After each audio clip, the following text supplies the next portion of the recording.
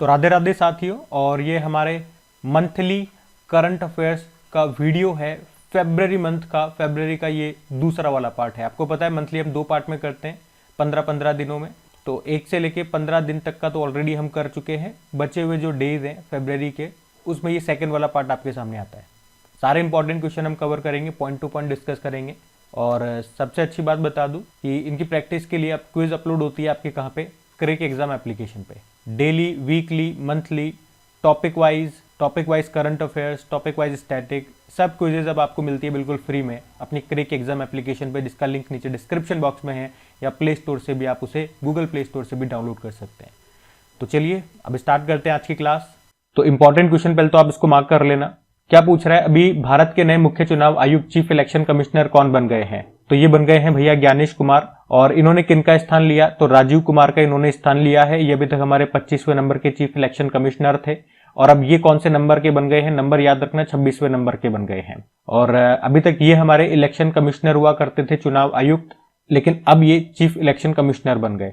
तो इस तरह से आप देखोगे चुनाव आयुक्त का पद खाली हो गया, इलेक्शन कमिश्नर का पद खाली हो गया। तो अब वहां पे कौन आ गए, यानी कि इलेक्शन कमिश्नर अब इनके स्थान पे कौन बन गए? विवेक जोशी बन गए। ये एक और अपॉइंटमेंट, मैंने इस एक प्रश्न में 2 अपॉइंटमेंट बता दिए। एक तो नए election commissioner of India, chief election commissioner of India Gyanesh Kumar, और इलेक्शन कमिश्नर चुनाव आयुक्त विवेक जोशी।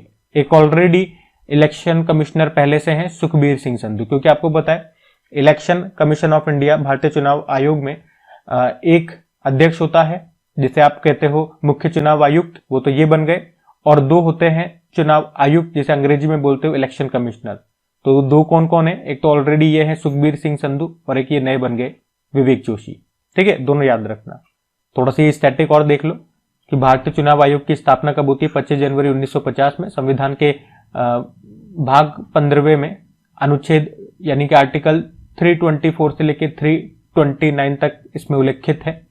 और पहले कौन थे? पहले नंबर के chief election commissioner of India Sukumar Sen, और पहली महिला में पूछोगे तो वीएस रमा देवी थे। ठीक है, ये ध्यान रखना। फिर अगले में पूछ रहे अंतरराष्ट्रीय बाल कैंसर दिवस यानी कि इंटरनेशनल चाइल्डहुड कैंसर डे, ये कब मनाया जाता है? तो हर साल ये 15 फरवरी को मनाया जाता है, याद रखना। इस बार ये 24वां अंतरराष्ट्रीय बाल कैंसर दिवस मनाया गया। वैसे एक कैंसर डे होता है, वर्ल्ड कैंसर डे, वो हम 4 फरवरी को मनाते हैं। कैंसर से संबंधित 2-3 दिवस मैंने यहाँ पे लिख दिए हैं, आप देख सकते हैं। एक तो ये वर्ल्ड कैंसर डे 4 फरवरी को, ये सबसे इंपॉर्टेंट है। अब ये जो हमने पढ़ा वो इंटरनेशनल चाइल्डहुड कैंसर डे है। एक वर्ल्ड लंग कैंसर डे भी होता है 1 अगस्त को, और एक नेशनल कैंसर अवेयरनेस डे भी होता है 7 नवंबर को। ठीक है, तो सारे मैंने आपको बता दिए, ध्यान रखना। अगला देखते हैं। फिर अगले में पूछ रहे हैं कि अभी फरवरी में ही भारत ने एक बहुपक्षीय नौसैन्य अभ्यास है जिसका नाम है कोमोडो, इसमें हिस्सा लिया है। किस देश ने इसका आयोजन किया, ये पूछ रहे हैं। तो इसका सही उत्तर हो जाएगा इंडोनेशिया ने। कोमोडो अभ्यास ये एक बहुराष्ट्रीय अभ्यास है, मल्टीनेशनल एक्सरसाइज है, बहुत सारे देश हिस्सा लेते हैं। ये एक तरह का नौसैन्य अभ्यास है, नेवल एक्सरसाइज। इंडोनेशिया इसका आयोजन करता है। इस बार 5वां संस्करण हुआ। कहां पे हुआ? बाली, इंडोनेशिया में। कई सारे देशों ने हिस्सा लिया, रशिया, भारत, चीन, अमेरिका सहित 15 देशों ने। और भारत की तरफ से इसमें INS शार्दुल और P-8I विमान ने हिस्सा लिया। इसी के साथ जब ये हो रहा था तो भारत और इंडोनेशिया के बीच में एक अंतरराष्ट्रीय फ्लीट रिव्यू नाम से एक अभ्यास भी हुआ, जिसमें भी इन दोनों ने ही हिस्सा लिया। ये भी आप ध्यान रखना। इंडोनेशिया की बात हुई है, इंडोनेशिया की स्टैटिक आप देख लो, ये रहा मैप में इंडोनेशिया। कैपिटल जकार्ता है, नई कैपिटल नुसंतारा है बोर्नियो द्वीप पर। करेंसी है इंडोनेशियन रुपया। प्रेसिडेंट है प्रबोवो सुबियांतो, जिस बार हमारे रिपब्लिक डे पर चीफ गेस्ट के रूप में आए थे। हमसे ब्रह्मोस भी ये खरीद रहे हैं, ये भी ध्यान रखना। और इस बार ब्रिक्स का सबसे नवीनतम 10वां नंबर का नवीनतम सदस्य देश ये भी इंडोनेशिया बन गया, ये भी ध्यान रखना। आसियान का हेडक्वार्टर जकार्ता में है। अगला देखते हैं। फिर अगले में पूछ रहे हैं कि BBC Indian sports women of the year का अवार्ड किसे दिया गया है? तो आंसर हो जाएगा मनु भाकर को। बीबीसी मतलब ब्रिटिश ब्रॉडकास्टिंग कॉर्पोरेशन। तो अभी बीबीसी स्पोर्ट्स अवार्ड्स 2024 की घोषणा हुई है, जिसमें ये 4 मुख्य इंपॉर्टेंट अवार्ड्स हैं, ये आप ध्यान रख लो। जैसे कि BBC Indian sports women of the year Manu Bhaker shooter है। BBC emerging player of the year Sheetal Devi archery player है, पैरा आर्चरी, पैरा तीरंदाज है ये। और लाइफ टाइम अचीवमेंट अवार्ड ये मिताली राज को मिला, क्रिकेटर है। और para Indian para sports women of the year Avani Lekhara, जो कि एक शूटर है। ठीक है, तो ये 4 इंपॉर्टेंट अवार्ड्स आप ध्यान में रखना, जो कि बीबीसी के द्वारा दिए गए। अगला देखते हैं। फिर ये भी अच्छा प्रश्न है कि देश का पहला अभी बायो बैंक ये कहां पर शुरू हुआ है, तो आंसर हो जाएगा दार्जिलिंग चिड़ियाघर में, जो कहां पर आपको मिलेगा पश्चिम बंगाल में, और इसी को Padmaja Naidu Himalayan zoological park भी कहा जाता है, पश्चिम बंगाल में है। पद्मजा, ये जो पद्मजा नाम है ना, सरोजिनी नायडू जी की बेटी का नाम है, तो उन्हीं के सम्मान में इसका नाम पद्मजा रखा है, पद्मजा नायडू। अच्छा, ये जो जूलॉजिकल पार्क, सॉरी, ये जो बायो बैंक है जो देश का पहला है, इसका उद्देश्य क्या है? इसका उद्देश्य यहाँ पर जो लुप्त प्राय जानवर है उनकी कोशिकाओं को, उत्तकों को, यानी कि सेल्स को, टिश्यूज के जो भी सैंपल होंगे वहां पे इकट्ठे किए जाएंगे, उनका संरक्षण किया जाएगा, ताकि भविष्य में अगर कोई जीव जंतु या भी जिन भी जानवर की हम बात कर रहे हैं, अगर वो खत्म होने की कगार पर या खत्म हो जाते हैं, तो वहां पर हम इनका इस्तेमाल कर सके। मतलब एक लाइन में बोलूं तो जो लुप्त प्राय जानवर है उनको लुप्त होने से रोका जाएगा इसकी मदद से, ताकि हमारी भविष्य की जो जनरेशन है वो इन्हें देख पाए, ऐसा ना हो केवल किताबों में पढ़ के रह जाए। और इस बायो बैंक को याद रखना फ्रोजन जू के नाम से भी जाना जाता है। फ्रोजन क्यों? क्योंकि ये जो सेल्स हैं, जो टिश्यूज हैं, इनको फ्रीज करके रखा जाएगा ताकि लंबे समय तक इनको संरक्षित किया जा सके, इसीलिए फ्रोजन जू इसको नाम दिया गया। ठीक है, अब ये 2 प्रश्न मैं आपके लिए छोड़ रहा हूं। डेली करंट अफेयर्स में तो मैंने आपके उत्तर दिए थे, अब आपको देने इनके आंसर क्या होंगे। भारत का पहला डायबिटीज बायो बैंक और भारत का पहला हार्ट फेलियर बायो बैंक, ये कहां पर शुरू हुआ था बताइए। हम अगला प्रश्न देखते हैं। अब देखो अगले में क्या पूछ रहे हैं कि रॉकेट मोटर्स के लिए दुनिया का सबसे बड़ा 10 टन का प्रोपेलेंट मिक्सचर अभी किसने लॉन्च किया है, तो आंसर हो जाएगा इसरो ने लॉन्च किया है। याद रखना ये विश्व का सबसे बड़ा प्रोपेलेंट मिक्सचर है जिसका निर्माण इसरो ने किया है, जिसकी कैपेसिटी है 10 टन की। और अभी इसको लॉन्च किया आंध्र प्रदेश के श्रीहरिकोटा में, जो सतीश धवन अंतरिक्ष केंद्र है, वहीं से इसको लॉन्च किया। अब क्या है ये, ऐसे समझ में आ रहा है मिक्सर, जो हमारे घर में मिक्सर होता है, मिक्सर ग्राइंडर क्या करता है, चीजों को मिक्स करता है, तो उसी तरह से आप समझो ये रॉकेट है कुछ इस तरह से।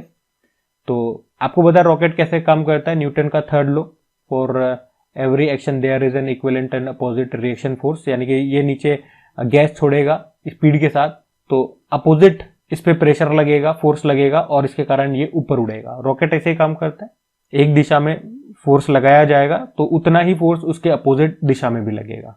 अभी लेकिन ये नीचे जो गर्म गैस निकलती है वो कैसे निकलती है, यहाँ पे फ्यूल बर्न होता है। अब फ्यूल बर्न होने के लिए उसमें बहुत सारी चीजें मिक्स करनी पड़ती है, मुख्य तो हम माने फ्यूल और ऑक्सीजन। ऑक्सीजन चाहिए होता है किसी भी चीज को चलने के लिए, और भी चीजें मिलाते होंगे, उसकी हम बात नहीं कर रहे अभी, हम मान के चल रहे हैं मिलाते होंगे, लेकिन ये तो समझ में आता है ना, फ्यूल के साथ ऑक्सीजन तो मिलाना पड़ेगा यानी कि मिक्स करना पड़ेगा। तो ये मिक्सचर जो होता है वो इसी में होता है, प्रोपेलेंट मिक्सचर, और यही अभी इसरो ने बनाया है, जो कि दुनिया का सबसे बड़ा है। इसकी क्षमता 10 टन की है, एक बार में 10 टन का जो मटेरियल है वो आप इसमें मिक्स कर सकते हो। अब आपको बात समझ में आ गया होगा क्या है ये, इसरो ने इसको डेवलप किया है, ये आप ध्यान रखना। अच्छा, इसरो के अभी नए अध्यक्ष कौन बन गए ये जरूर याद रखना, नया अपॉइंटमेंट है वी नारायणन, 11वें नंबर के हैं, मुख्यालय आपको बेंगलुरु में मिलेगा, स्थापना होती है 1969 में। अगला देखते हैं। फिर अगला अवार्ड से है कि बाफ्ता फिल्म अवार्ड्स 2025 में बेस्ट फिल्म का अवार्ड भैया किसने जीता है, तो आंसर हो जाएगा कॉन्क्लेव ने जीता है। तो जो मुख्य अवार्ड्स हैं वो देख लेते हैं एक बार। बाफ्ता मतलब होता है British academy of film and television arts, आयोजन रॉयल फेस्टिवल हॉल लंदन में होता है, इस बार 78 नंबर का एडिशन था।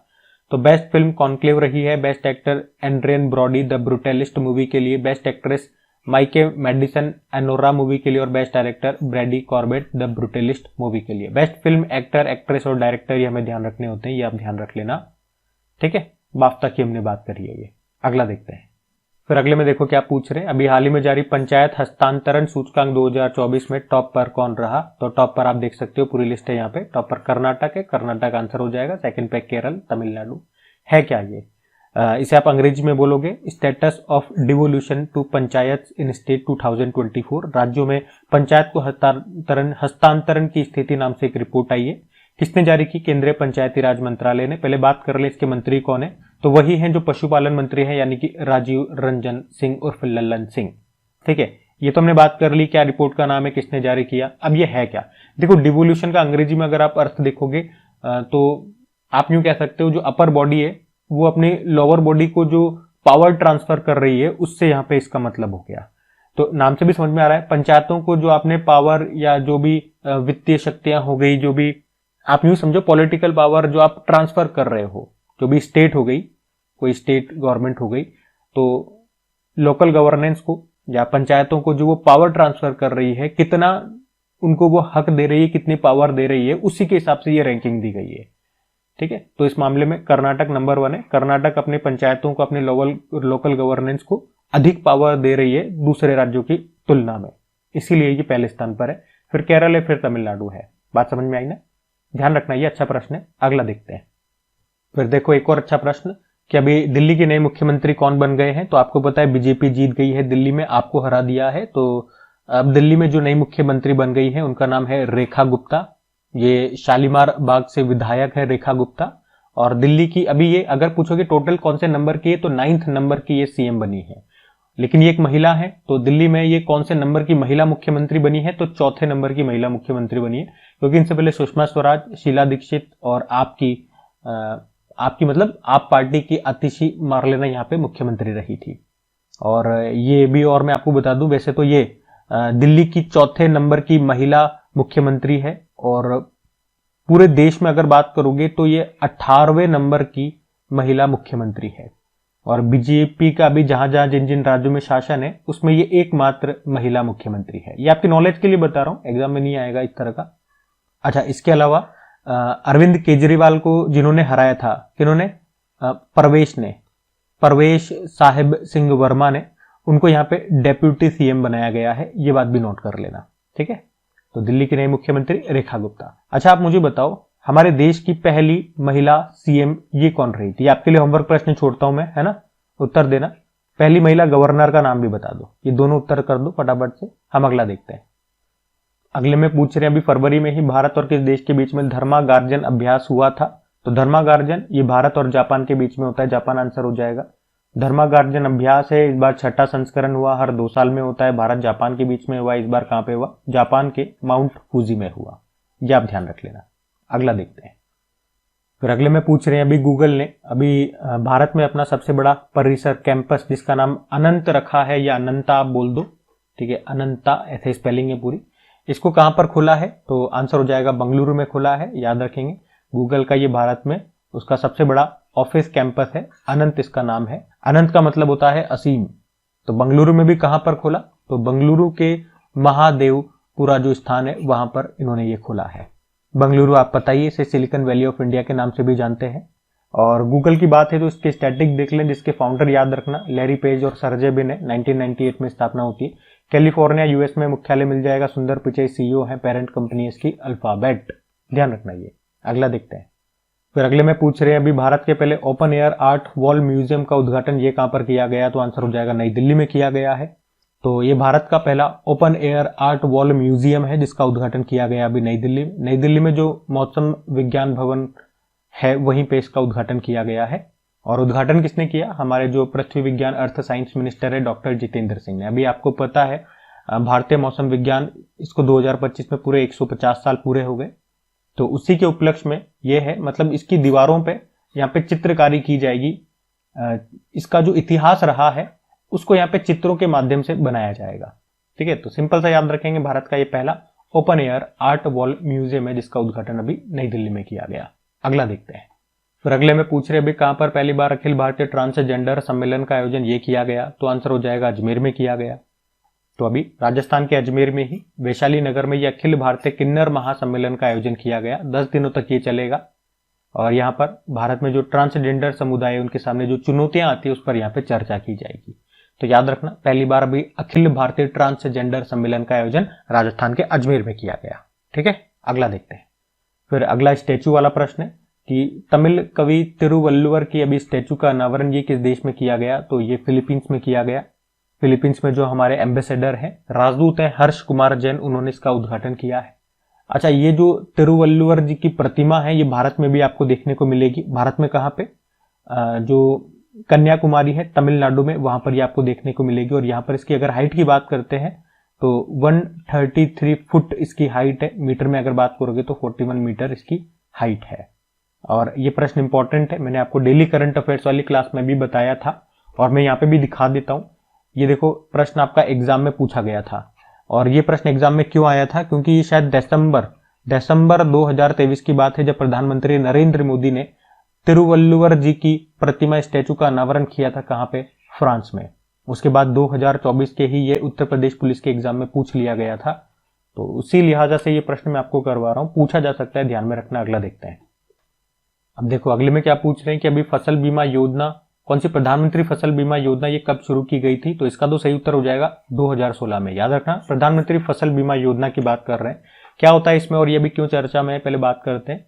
तो 18 फरवरी 2016 को ये लॉन्च हुई थी। उद्देश्य था किसानों को नेचुरल डिजास्टर, जो कि तबाही होती है, मतलब आपदा आ गई तो उससे सुरक्षा प्रदान करना, फाइनेंशियल सिक्योरिटी उनको प्रदान करना। और अभी न्यूज में है क्योंकि 18 फरवरी 2025 को इसको पूरे 9 साल हो गए। और अभी बजट में भी आप लोगों ने देखा कि 2025-26 के लिए इसको बढ़ा दिया गया है। और कितना बजट अलोकेट किया गया, तो 69,515.71 करोड़ रुपए इसके लिए। क्या होता है इसमें? इसमें आपको पता है उनकी जो किसानों की जो फसल होती है उसका बीमा यहाँ पे किया जाता है, लेकिन प्रीमियम तो देना पड़ेगा ना किसानों को। तो ये 3 डेटा याद रखना, खरीफ की फसलों के लिए 2%, रबी की फसलों के लिए 1.5% और वाणिज्यिक और बागवानी फसलों के लिए 5%, जो भी बीमित राशि है उसका प्रीमियम किसानों को देना होगा। ठीक है। और अगर कोई डिजास्टर आता है, कोई जैसे रोग लग गया या बाढ़ आ गया, सूखा हो गया, कुछ भी दिक्कत आ गई, फसल नष्ट हो गई, तो बीमा की राशि किसानों को मिल जाएगी। तो ये ध्यान में रखना। अगला प्रश्न देखते हैं। एक प्रश्न ये भी है, देख लो आप, इतना ज्यादा खास इंपॉर्टेंट नहीं है लेकिन एक बार देखने जैसा है कि Asia mixed team badminton championship 2025 को किसने जीता? तो आंसर हो जाएगा इंडोनेशिया ने जीता। कहां पे हुआ था? चाइना में हुआ था। इंडोनेशिया ने पहली बार जीत लिया, यहाँ पे इसने चाइना को हराया है। भारत 5वें स्थान पे रहा। हर 2 साल में एक बार होता है। ठीक है, ध्यान रखना। अगला देखते हैं। फिर अगले में पूछ रहे हैं कि 2025 में जो मिस वर्ल्ड कॉन्टेस्ट होगा उसकी मेजबानी कौन करेगा? भारत करेगा। भारत में भी कहा? तेलंगाना इसे होस्ट करेगा। और इस बार कौन से नंबर का संस्करण होगा? 72वां संस्करण होगा, ये याद रखना। और इसमें भारत को रिप्रेजेंट करेगी नंदिनी गुप्ता, जो कि 2023 में मिस इंडिया वर्ल्ड रही थी। अच्छा, अगर आपसे पूछे अभी जो लास्ट मिस वर्ल्ड 2024 का जो 71वां संस्करण था, जो मुंबई में हुआ था, इसको किसने जीता? क्रिस्टिना प्लिस्कोवा ने, जो चेक रिपब्लिक की है। एक मिस यूनिवर्स भी याद रख लो, 2024 वाला 73rd नंबर का एडिशन था, मैक्सिको में हुआ था। विक्टोरिया केयर थेलविग ने जीता, डेनमार्क से। ये प्रश्न अभी किसी एग्जाम में आया था, उसमें देश का नाम इनसे पूछा था। ठीक है, ये आंसर देकर के देश का नाम पूछ लिया, तो देश का नाम भी याद रखा करें। और मिस इंडिया भी याद रख लो 2024 का, निकिता पोरवाल है, उज्जैन से है। ठीक है, अगला देखते हैं। और अभी ये प्रश्न भी किसी एग्जाम में आया था, मिस एआई 2024 का खिताब केंजा लेली ने जीता, वो मोरक्को से है। ठीक है, बाकी पूरा डेटा आपके सामने है। और भी रीड करना चाहो तो वीडियो को पॉज करके आप रीड कर सकते हैं, लेकिन जो खास इंपॉर्टेंट होता है वो वीकली और मंथली वाले मैं आपको रिवाइज करवाता हूँ। पॉइंट टू पॉइंट मैंने आपको पहले ही कहा था, ज्यादा डिस्क्राइब नहीं करूंगा, पॉइंट टू पॉइंट जो सबसे ज्यादा इंपॉर्टेंट बातें वही मैं यहाँ पे बताऊंगा। ठीक है, अगला देखते हैं। अभी फिर देखो अगले में क्या पूछ रहे हैं। अभी 11,000 वनडे रन बनाने वाले दूसरे सबसे तेज बल्लेबाज कौन बन गए हैं? तो आंसर हो जाएगा इसका Rohit Sharma.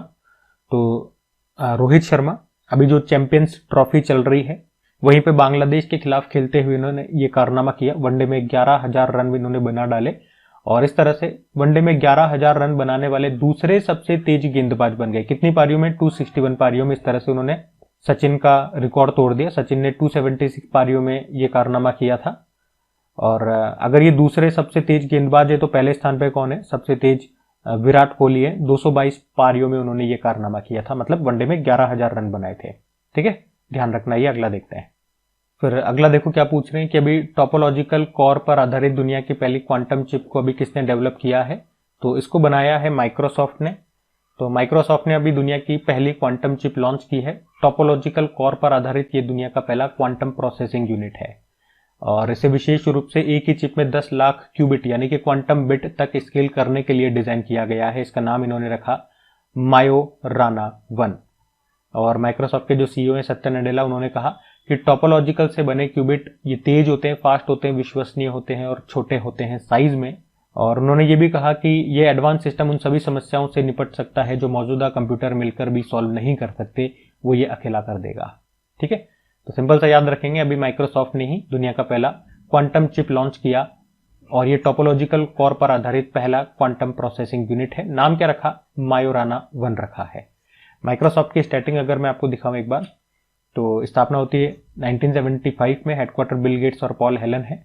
Headquarter Washington DC हो जाएगा। सीईओ सत्या नडेला है। अगला देखते हैं। फिर अगले में पूछ रहे हैं अभी किसने वन मैन ऑफिस नाम से एक ऑनलाइन सेवा शुरू की है? तो इसको शुरू किया एलआईसी ने। तो LIC ने अपने एजेंटों को डिजिटल रूप से सशक्त बनाने के लिए ही ये वन मैन ऑफिस नाम से एक ऑनलाइन सर्विस शुरू की है। इसमें क्या होगा, LIC के जो एजेंट हैं वो अपने मोबाइल फोन के जरिए ही 24/7 जो अपने ऑफिस की सारी सुविधाएं उनको मिल सकेगी। तो इसमें क्या होगा, इसमें LIC के जो एजेंट हैं उनको अपने मोबाइल फोन के जरिए ही 24/7 अपने ऑफिस की सारी सुविधाएं मिलेगी। इससे उनका काम भी आसान होगा और वे अपने ग्राहकों को, कस्टमर्स को बेहतर सेवाएं दे पाएंगे। और LIC की एक एप्लीकेशन आती है, यहाँ पे नहीं लिखा हुआ, एप्लीकेशन का नाम है आनंद। ठीक है, ये आनंद नाम से एप्लीकेशन आती है, उसी से इस सर्विस को जोड़ा जाएगा। LIC स्थापना होती है 1956 में, मुंबई में मुख्यालय है, चेयरमैन है सिद्धार्थ मोहंती। अभी वैसे इंश्योरेंस में आपने देखा होगा FDI को 100% FDI को मंजूरी मिल चुकी है, ये भी ध्यान में रखना। और बीमा सखी योजना को शुरू करने वाला पहला राज्य पूछेंगे तो हरियाणा है और दूसरा अभी बन गया है गोवा। इसको मोदी जी ने शुरू किया था। और मुझे कब शुरू किया था ये भी तो पूछ सकते हैं, तो ये अभी दिसंबर में ही 9 दिसंबर 2024 को मोदी जी ने इसे पानीपत हरियाणा से शुरू किया था। ध्यान रखना। अगला देखते हैं। फिर अगले में पूछ रहे हैं विश्व सामाजिक न्याय दिवस, वर्ल्ड सोशल जस्टिस डे कब मनाया जाता है, तो आंसर हो जाएगा 20 फरवरी को मनाया जाता है। हर साल 20 फरवरी को वर्ल्ड सोशल जस्टिस डे के रूप में मनाया जाता है। उद्देश्य है सामाजिक न्याय को बढ़ावा देना। अच्छा, थीम भी है, थीम एक बार देख लो आप। पहली बार 2009 में मनाया गया था। थीम है एक सतत भविष्य के लिए न्याय संगत परिवर्तन को मजबूत करना। अच्छा, ये एक डेटा याद रखना, करंट अफेयर्स का ही प्रश्न है कि अभी पहले रीजनल सोशल जस्टिस डायलॉग, पहले क्षेत्रीय सामाजिक न्याय वार्ता का आयोजन अभी कहां पर हुआ, यह भी फरवरी में ही हुआ है, नई दिल्ली में। ठीक है, पहली बार हुआ है सोशल जस्टिस डायलॉग यानी कि संवाद, तो ये ध्यान में रखना। अच्छा, वैसे 20 फरवरी को विश्व मानव विज्ञान दिवस भी होता है। अंग्रेजी में बोलोगे तो वर्ल्ड एंथ्रोपोलॉजी डे। एक्चुअली में फरवरी के तीसरे गुरुवार को होता है, तो इस बार 20 फरवरी को हुआ। 20 फरवरी को अरुणाचल प्रदेश और मिजोरम का स्थापना दिवस भी होता है, ये भी आप ध्यान रख लें। अगला देखते हैं। अब देखो अगला में क्या पूछ रहे हैं, योजना है ये भी कि भारत सरकार ने प्रधानमंत्री आशा योजना को कब तक के लिए बढ़ा दिया है, तो इसका सही उत्तर हो जाएगा 31 मार्च 2026 तक। अब जो ये केंद्र सरकार की योजनाएं न्यूज में आ जाती है ना भैया, वो इंपॉर्टेंट मार्क कर लिया करो। तो आप कहते हो ना योजनाओं से प्रश्न आ रहे हैं, केंद्र सरकार की योजनाओं से, तो कौन सी योजना है, वो योजना मुख्य रूप से जो कहीं ना कहीं किसी कारण से न्यूज में रहती है। जैसे अब ये आ गई प्रधानमंत्री आशा योजना, पहले फुल फॉर्म याद रखो, प्रधानमंत्री अन्नदाता आय संरक्षण अभियान।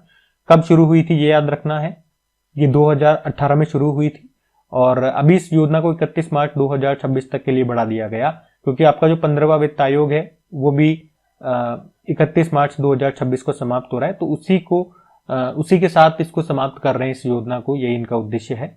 वैसे इस योजना को लाने का उद्देश्य क्या था, ये सुनिश्चित करना कि किसानों को उनकी फसल के सही दाम मिले। कौन कौन सी फसलें आती है इसके अंदर, दालों में आती है चना, अरहर, मूंग, उड़द, मसूर, और तिलहन में आती है मूंगफली हो गया, सोयाबीन, सरसों, तिल, सूरजमुखी, कुसुम और नारियल, ये सब इसी के अंदर कवर होती है। मतलब अगर ये फसलें अगर किसान पैदा कर रहे हैं और अगर मार्केट में उनको इतनी वैल्यू नहीं मिलती है, तो सरकार इनके लिए MSP लेकर के आती है, मिनिमम सपोर्ट प्राइस, तो किसान यहाँ पर सरकार को इसे बेच सकते हैं। मिनिमम सपोर्ट प्राइस आप पूछोगे या एग्जाम में पूछा जाता है प्रश्न कि ये कौन डिसाइड करता है कि इस फसल के लिए इतना मूल्य सरकार देगी कम से कम, तो आंसर हो जाएगा commission for agricultural cost and prices. अगर इससे ऊपर दाम मिल रहे हैं तो किसान मार्केट में बेचे, नहीं मिल रहे तो यहां बेचते हैं, यही इसका उद्देश्य है। ठीक है, ध्यान रखना इसको। अगला देखते हैं। फिर अगला भी योजना वाला प्रश्न है कि अभी मृदा स्वास्थ्य कार्ड योजना ये कब शुरू हुई है। कई बार ये एग्जाम में प्रश्न पूछा जा चुका है और अब तो न्यूज में भी है तो और पूछा जाएगा, तो याद रखना भैया 19 फरवरी 2015 को। अब ये न्यूज में क्यों है, पहले तो ये याद रख लो ये कब शुरू हुई थी, 19 फरवरी 2015 को। अब आपको समझ में आ रहा होगा क्यों न्यूज में रही होगी भैया। अभी 19 फरवरी 2025 को इसे पूरे 10 साल हो चुके हैं, इसलिए ये चर्चा में है। इसको ये शुरू कहां से किया था ये पूछेंगे तो सूरतगढ़ राजस्थान से। उद्देश्य क्या था, किसानों को मिट्टी की गुणवत्ता के बारे में जानकारी देना और उर्वरकों के सही इस्तेमाल के लिए प्रोत्साहित करना, ताकि किसानों को कम लागत में ज्यादा उपज मिल सके। ठीक है, तो हमने देख लिया कब शुरू हुई थी, कहां से शुरू हुई थी, और अभी 10 साल पूरे हो गए, तो न्यूज में है, इतना ध्यान रखना। और मृदा से ही 2-3 योजना आप और ध्यान रख लो।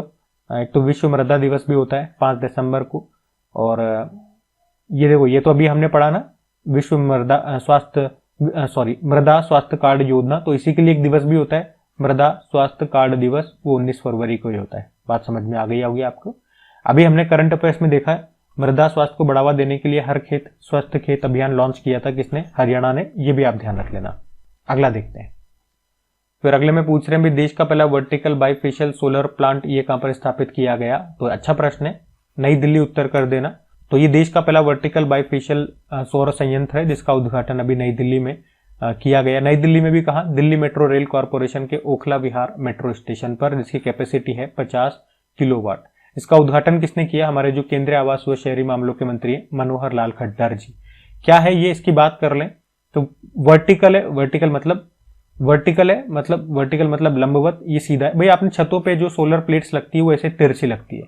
यहाँ सूर्य है, ठीक है, सूर्य की रोशनी उस पर पूरी पड़े इसलिए तिरछी लगाते हैं। तो इसके क्या होता है, एक ही साइड में सूर्य की किरणें पड़ती है और एक ही साइड इसके काम की होती है, पीछे की साइड काम की नहीं होती है, ठीक है, क्योंकि वो सिंगल फेशियल होता है। ये बाईफेशियल है, मतलब दोनों साइड इसकी काम की है। तो हम इसे वर्टिकल लगाएंगे, सीधी लगाएंगे, तो कुछ किरणें इधर पड़ेगी, कुछ किरणें इधर पड़ेगी, तो दोनों तरफ से ऊर्जा बनेगी। इसमें क्या होता है, अगर दूसरी तरफ से किरणें पड़ रही है तो वो काम की नहीं रहती है, वहां से ऊर्जा नहीं बनती है। तो यही इसका फायदा है, दोनों साइड से इसकी एफिशिएंसी बढ़ जाएगी, यूं कह सकते हो, दोनों साइड से फायदा होगा, ऊर्जा क्षमता बढ़ जाएगी, ऊर्जा उत्पादन क्षमता। ठीक है, तो याद रखना, ये अच्छा प्रश्न है। अगला देखते हैं। देखो अगले में क्या पूछ रहे हैं, अभी निधन वाला प्रश्न है। मिलिंद रेगे का निधन हो गया। इनका संबंध किससे है? तो क्रिकेटर थे ये। इन्हें साइक्लोपीडिया ऑफ मुंबई क्रिकेट के नाम से जानते थे। मुंबई क्रिकेट के ये मुंबई क्रिकेट टीम के पूर्व कप्तान, सेलेक्टर, मेंटर ये रहे थे। तो एनसाइक्लोपीडिया ऑफ मुंबई क्रिकेट किन्हें कहा जाता था, ऐसे प्रश्न बन सकता है। तो मिलिंद रेगे इनको कहा जाता है। निधन हो गया इनका, ये ध्यान रखना। अगला प्रश्न देखते हैं। तो इंटरनेशनल अपॉइंटमेंट से इंपॉर्टेंट मार्क करना प्रश्न इंपॉर्टेंट रहेगा। ग्रीस के राष्ट्रपति किसे चुना गया ये पूछ रहे हैं, तो आंसर होगा कॉन्स्टेंटाइन टेसोलस। कॉन्स्टेंटाइन आप याद रख लो, और इसे ट्रिक से भी याद रख सकते हो। ग्रीस जैसे हमारे साइकिल या जो कोई भी टायर है, गाड़ी का टायर है, उसमें आपको लगातार निरंतर ग्रीस लगाना पड़ेगा तभी वो चलेगा, वरना वो चलेगा नहीं। तो कांस्टेंट मतलब निरंतर, तो ग्रीस आपको निरंतर लगाना पड़ेगा। तो ग्रीस एक बार मैं आपको मैप में भी शो कर देता हूं। ये ग्रीस यहां पर है, कैपिटल होती है इसकी एथेंस, जहां पे आपको याद है हमारे पहले ओलंपिक हुए थे कब, 1896 में। यूरो इसकी करेंसी हो गई। प्रधानमंत्री किर्याकोस मित्सोताकिस, ये भी कुछ समय पहले नए बने थे, ये भी याद रखना। अगला देखते हैं। अगला प्रश्न बुक से है। बुक है the new icon Savarkar and the facts. इस बुक को किसने लिखा है? तो इसको लिखा है अरुण शौरी ने।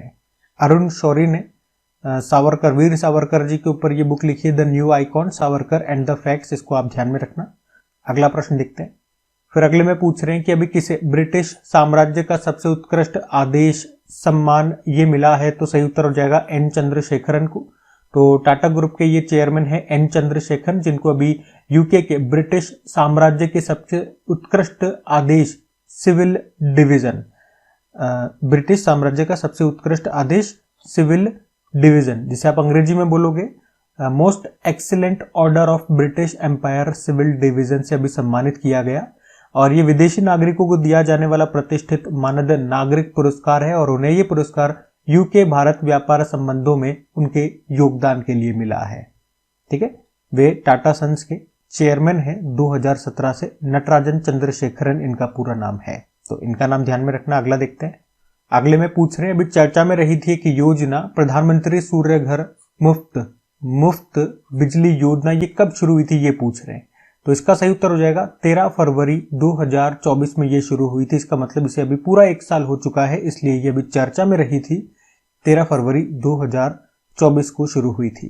तो क्या है ये, इस योजना में क्या होता है, हमारे घर की छतों पे सोलर पैनल लगाए जाते हैं, और जिन घरों पे सोलर पैनल लगाए जाएंगे इस योजना के अंतर्गत, उनको हर महीने 300 यूनिट मुफ्त बिजली भी मिलती है, और सब्सिडी वगैरह भी इसमें दी जाती है।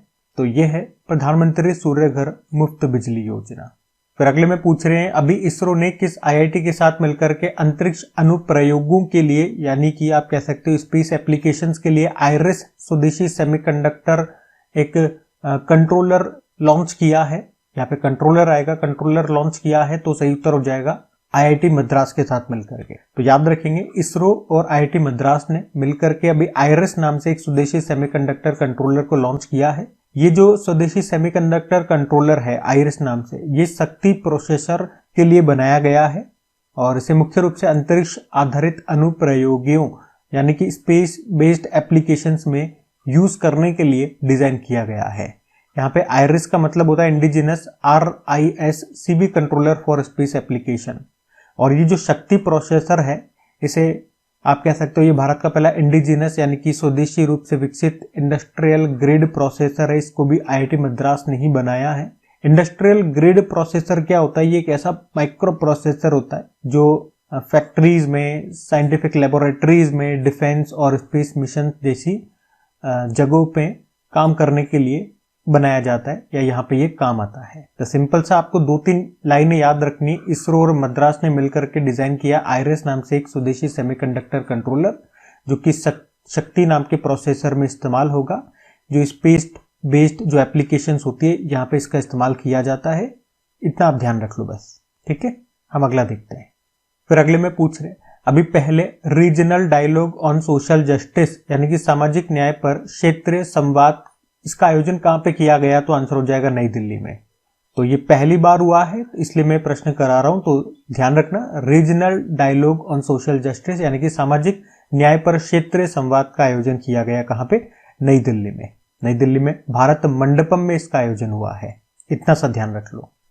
और इसमें सबसे इंपॉर्टेंट प्रश्न हमारे लिए ये वाला हो जाएगा कि अभी 38 नंबर के जो नेशनल गेम्स हुए थे अभी 2025 में, पदक तालिका मेडल टैली में कौन सी टीम टॉप पर रही है? तो आंसर होगा सर्विसेज। सर्विसेज यानी कि सेना की टीम आप कह सकते हो। तो क्या क्या पॉइंट आपको ध्यान रखने हैं? नेशनल गेम्स की बात कर रहे हैं, राष्ट्र खेल 2025 वाले कौन सा एडिशन है? 28वां एडिशन है। अभी 14 फरवरी को ये समाप्त हो गया। हुआ कहाँ पे था? उत्तराखंड में हुआ था। इसका स्लोगन क्या है? संकल्प से शिखर तक। मैस्कॉट शुभंकर है मौली। मशाल जो यहाँ पे आई थी उसका नाम भी रखा था तेजस्विनी। थीम है ग्रीन गेम्स। और टोटल 35 गेम्स इसमें शामिल हुए थे। और इसमें जो ये विजेता टीम है मैं बताता हूं अभी आपको। चलो पहले यही देख लेते हैं। मेडल टैली में हमने कहा पहले स्थान पे सर्विसेज रहा, 68 गोल्ड है, 26 सिल्वर है, 27 ब्रोंज है और टोटल 121 मेडल है इनके पास। दूसरे पे महाराष्ट्र 198 मेडल। अब आप कहोगे कि इसके पास तो ज्यादा है लेकिन गोल्ड हमें देखने होते हैं, गोल्ड इसके पास ज्यादा है तो ये पहले स्थान पर है। दूसरे पे महाराष्ट्र, फिर हरियाणा, कर्नाटक, मध्य प्रदेश ऐसे है। और आप एक काम जरूर करना, अपने अपने राज्यों की रैंकिंग जरूर ध्यान रख लेना, है ना। मैंने आपको टॉप 5 यहाँ पे बता दिए हैं, फिर भी अपना अपना जो भी राज्य है आपका एक बार आप अपनी अपनी राज्यों की रैंकिंग जरूर ध्यान रख लेना। और इसमें जो टॉप होता है ना, जो टॉप पे आता है उसको एक ट्रॉफी दी जाती है, उसको कहते हैं भालेंद्र सिंह ट्रॉफी। ये भी ध्यान में रखना, ठीक है। तो सारे इंपॉर्टेंट पॉइंट्स जो कि एग्जाम से जहां जहां से प्रश्न बन सकते हैं वो मैंने आपको बता दिया। सर्विसेज ने 5वीं बार ये ट्रॉफी जीती या 5 बार इसमें टॉप पे रहा है। और इससे पिछले वाला आपको याद होगा 37 नंबर के नेशनल गेम्स वो गोवा में हुए थे। और कब हुए थे पूछूंगा तो वो 2023 में हुए थे। उसका शुभंकर मोगा था टॉप पे और पे महाराष्ट्र था। अब अगले वाले जो 39 नंबर के नेशनल गेम्स होंगे वो 2027 में होंगे और कहाँ पे होंगे? मेघालय में होंगे। पहले नेशनल गेम्स ये लाहौर में हुए थे 1924 में, ठीक है। ये हिस्ट्री भी थोड़ी सी हमने देख ली है, ध्यान रखना। अगला प्रश्न देखते हैं। अब देखो अगले में क्या पूछ रहे हैं। अभी किस राज्य ने अपनी फॉय सागर झील का नाम बदलकर वरुण सागर कर दिया है? तो ये फॉय सागर झील आपको मिलेगी राजस्थान में। राजस्थान में भी कहाँ पे? अजमेर में। और 132 साल पुरानी है ये फॉय सागर झील और अभी इसका नाम बदलकर वरुण सागर कर दिया। और इसी के साथ 113 साल पुराना जो किंग एडवर्ड मेमोरियल भवन है अजमेर में ही, उसका भी नाम बदल के महर्षि दयानंद विश्वांत गृह कर दिया है। नाम बदलने का मुख्य उद्देश्य गुलामी के प्रतीकों को प्रेरणा के प्रतीकों से बदलना। मतलब अंग्रेजों के नाम पे जो भी चीजें हो रही है उनके नाम हम बदल रहे हैं, आपको पता ही है। तो इस तरह से राजस्थान में ये 2 नाम बदले गए, ये ध्यान में रखना। अगला प्रश्न देखते हैं। अच्छा चलो यहाँ पे एक प्रश्न आपके लिए छोड़ता हूँ, एक होमवर्क प्रश्न रह जाएगा। अभी कोलकाता में फोर्ट विलियम का नाम बदलकर क्या कर दिया गया, ये आपको उत्तर देना है, ठीक है। उत्तर दीजिए, अच्छा प्रश्न है। हम अगला प्रश्न देखते हैं। अगले में पूछ रहे हैं विश्व यूनानी दिवस ये कब मनाया जाता है? तो आंसर हो जाएगा 11 फरवरी को। हर साल 11 फरवरी को वर्ल्ड यूनानी डे के रूप में मनाते हैं। किनकी जयंती होती है? किनकी जयंती के अवसर पे? हकीम अजमल खान की जयंती के अवसर पे ये दिन हम मनाते हैं। थीम भी रही थी एकीकृत स्वास्थ्य समाधान के लिए यूनानी चिकित्सा पद्धति।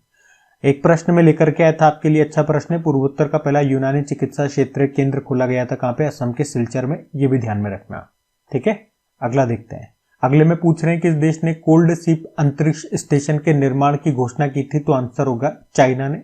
क्या है कोल्ड शिप की बात करें तो ये दक्षिण चीन सागर की गहराई में स्थित एक अंतरिक्ष स्टेशन है। कौन बना रहा है? चाइना बना रहा है। कहां पे? दक्षिण चीन सागर में। और कितनी गहराई पे? 2000 मीटर की गहराई पे।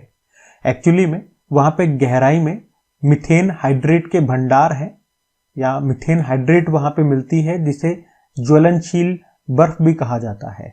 और इसी की यहाँ पे स्टडी की जाएगी। ज्वलनशील बर्फ या मीथेन हाइड्रेट दोनों में आपको कह दूं क्या होता है। मैं आपको फोटो भी दिखा रहा हूँ। ये इस तरह से बर्फ के टुकड़े की तरह दिखता है और इसके आसपास ब्लू कलर की फ्लेम की तरह, मतलब ये जलती हुई आपको दिखती है। इसी को कहते हैं मीथेन हाइड्रेट या ज्वलनशील बर्फ। तो इसी की स्टडी की जाएगी यहाँ पे। और क्या नाम दिया गया? कोल्ड सीप इसको नाम दिया गया।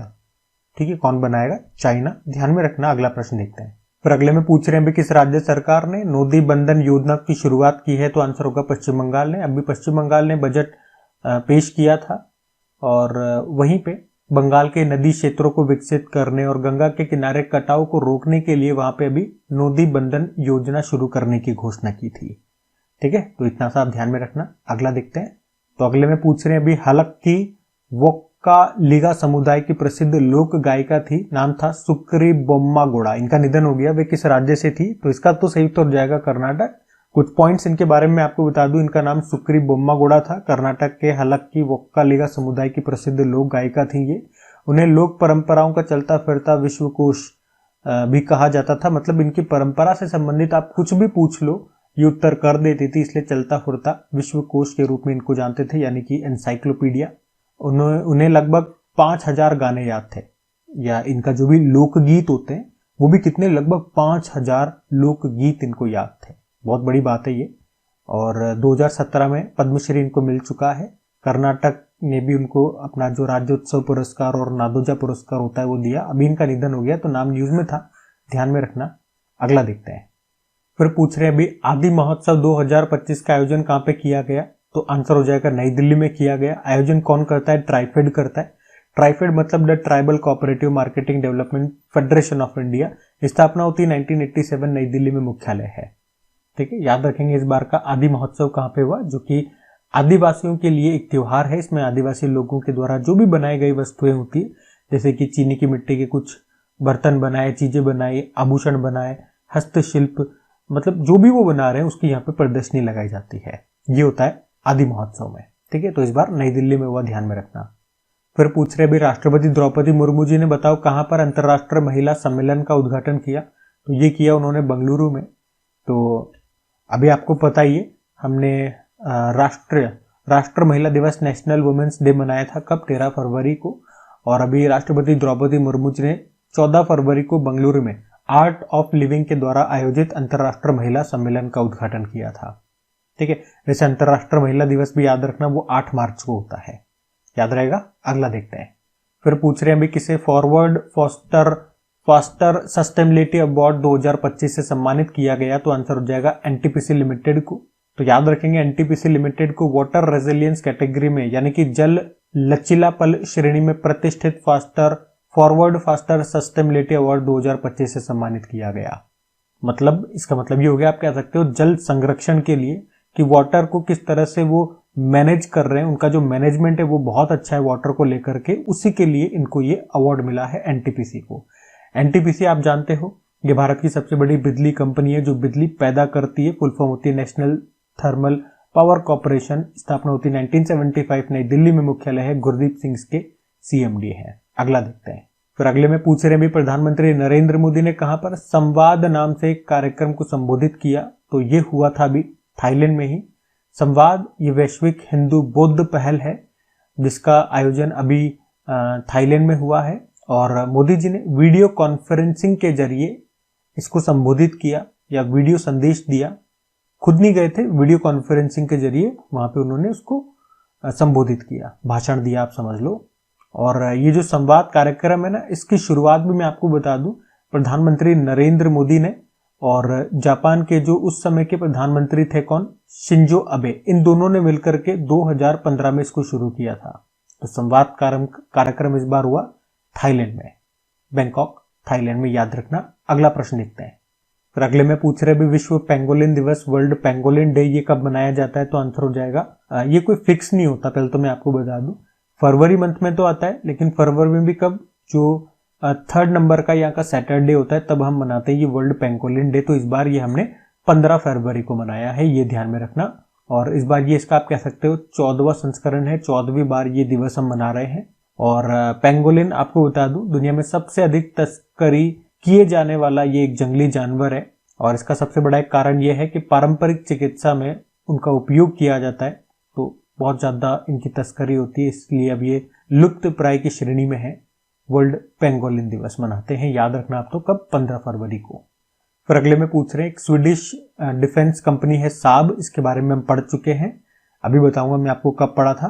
तो अभी इसने electronic warfare laser warning system 310 के लिए भी किसके साथ समझौता किया? तो हिंदुस्तान एरोनॉटिकल लिमिटेड। तो साब कंपनी के बारे में हमने कब पढ़ा था? ये वही कंपनी है, अच्छा वही तो ठीक है, ये है कहाँ की? तो ये स्वीडन की कंपनी है, ठीक है, स्वीडन की एक डिफेंस कंपनी है। और अभी भारत में डिफेंस सेक्टर में 100% FDI पाने वाली ये पहली कंपनी बनी थी, तब हमने इसके बारे में पढ़ा था। और अभी इसने electronic warfare laser warning system 310 बनाने के लिए भी हिंदुस्तान एरोनॉटिकल लिमिटेड के साथ समझौता करने की घोषणा की है। तो है क्या ये सिस्टम? नाम से आपको समझ में आ रहा, अगर किसी हमारे लड़ाकू विमान पे कोई दुश्मन देश लेजर से हमला करेगा तो उसकी ये ऑलरेडी पहले से ही वार्निंग दे देगा ताकि हम उसे बचा सके। तो हिंदुस्तान एरोनॉटिकल लिमिटेड की बात करें तो स्थापना होती है 1940 में, बेंगलुरु में मुख्यालय है, CMD है DK सुनील। ये हमारी अभी 14वें नंबर की महारत्न कंपनी बनी थी। और अभी कुछ दिन पहले ही हमने पढ़ा हिंदुस्तान एरोनॉटिकल लिमिटेड ने अपनी उन्नत हिंदुस्तान जेट ट्रेनर 36 का नाम बदलकर यशस कर दिया है। फिर अगले में पूछ रहे हैं कि आइंस्टीन वलय यानी कि आइंस्टीन रिंग की अभी खोज किसने की है? तो यूरोपियन स्पेस एजेंसी ने की है। आइंस्टीन रिंग क्या होता है? तो आप कह सकते हो लाइट की एक रिंग जैसा है, ये प्रकाश की एक रिंग है जो किसी खगोलीय पिंड जैसे कि डार्क मैटर या आकाश गंगा या आकाश गंगाओं के समूह के चारों ओर दिखाई देती है। अभी यूरोपियन स्पेस एजेंसी का एक यूक्लिड टेलीस्कोप है और उसी ने अंतरिक्ष में अपना ये पहला आइंस्टीन रिंग खोज निकाला है, ठीक है, तो ये ध्यान में रखना। अगला देखते हैं। फिर अगले में पूछ रहे हैं अभी भारत रंग महोत्सव 2025 का आयोजन कहाँ पे हुआ? तो आंसर हो जाएगा नई दिल्ली में हुआ। भारत रंग महोत्सव, इसी को आप भारंगंग भी कहते हो, ये विश्व का सबसे बड़ा रंगमंच महोत्सव है। इसका आयोजन अभी नई दिल्ली में जो नेशनल स्कूल ऑफ ड्रामा है उसके परिसर में इसका आयोजन हुआ। मुख्य अतिथि थे हमारे जो पर्यटन मंत्री गजेंद्र सिंह शेखावत। और इसकी थीम क्या है? एक रंग श्रेष्ठ रंग और एक अभिव्यक्ति सर्वोच्च रचना, ठीक है, तो यह आप ध्यान रखना। कहाँ पे इसका आयोजन हुआ? नई दिल्ली में। अगला देखते हैं। फिर अगले में पूछ रहे हैं भी लोकसभा ने कितनी भाषाओं को ट्रांसलेशन सेवाओं में शामिल कर लिया है? तो आंसर हो जाएगा 6 में। और होता क्या है मैं आपको डिटेल में इसको समझा चुका हूँ डेली करंट अफेयर्स वाली क्लास में। अभी इतना सा ध्यान रख लो कि आपकी लोकसभा में अगर कोई भाषण दे रहा है और वो मान लो इंग्लिश में भाषण दे रहा है, बहुत सारे MPs ऐसे होंगे जिन्हें अंग्रेजी नहीं आता, तो वो अपनी अपनी भाषा में इसे सुनना चाहेंगे, तो वहां पे हेडफोन रखे होते हैं आगे, तो जब वो इसे लगा लेंगे तो ये भाषण उनको रियल टाइम में अपनी अपनी भाषा में सुनाई देगा। अब अपनी अपनी भाषा से मतलब ये हो गया, अभी तक तो 10 भाषाओं में ये अनुवाद किया जा रहा था, वो 10 भाषाएं ये हैं। इसके अलावा अब 6 और इसमें शामिल कर ली गई है। वो 6 भाषाएं कौन कौन सी है? ये रहा बोडो, डोगरी, मैथिली, मणिपुरी, संस्कृत और उर्दू। अभी जो हमारे लोकसभा अध्यक्ष है उन्होंने इसको लॉन्च किया है। तो अब इन 10 के अलावा ये 6 भाषाएं और इसमें ऐड हो गई हैं, तो इस तरह से टोटल 16 भाषाएं हो गई हैं। 16 भाषाओं में आप ये भाषणों को या जो भी वो बात कर रहे हैं सामने वाले, उनको इस हेडफोन के जरिए सुन सकते हो। ये जो 16 भाषाएं हुई हैं, जो अभी 8वीं अनुसूची की 22 भाषाएं हैं, उन्हीं में से ये 16 हैं। बची हुई जो 6 भाषाएं अभी बच गई है, इनको भी जल्दी शामिल कर लिया जाएगा, ठीक है। फिर अगले में पूछ रहे हैं अभी प्रधानमंत्री नरेंद्र मोदी ने अभी फ्रांस के जो राष्ट्रपति इमैनुअल मैक्रोन, उनको डोकरा कलाकृतियों का उपहार दिया था। ये कला किस राज्य की है, ये प्रश्न पूछ रहे हैं। तो ये तो आपको पता होगा छत्तीसगढ़ की है। और कब उन्होंने ये गिफ्ट दिया था? अभी जो AI एक्शन समिट हुई थी, कहाँ पे? पेरिस में हुई थी, जिसकी अध्यक्षता इमैनुअल मैक्रोन ने की थी और सह अध्यक्ष थे प्रधानमंत्री नरेंद्र मोदी। तो उसी समय इन्होंने उनको ये गिफ्ट में दिया था डोकरा कलाकृति। इसमें क्या होती है मैं आपको दिखाता हूँ। इस तरह से होती है, तो इसमें ये वाद्य यंत्र बजाते हुए संगीतकार जो होते हैं उनकी कलाकृति बनाई गई थी। ये मोम, मिट्टी और धातु को पिघला करके सांचे में डाल करके ऐसा बनाया जाता है। तो ये उन्होंने गिफ्ट में दिया था उनको। और ये मिरर है, चांदी की यहाँ पे ये डिजाइनिंग हो रही है, ये उनकी वाइफ को दिया था।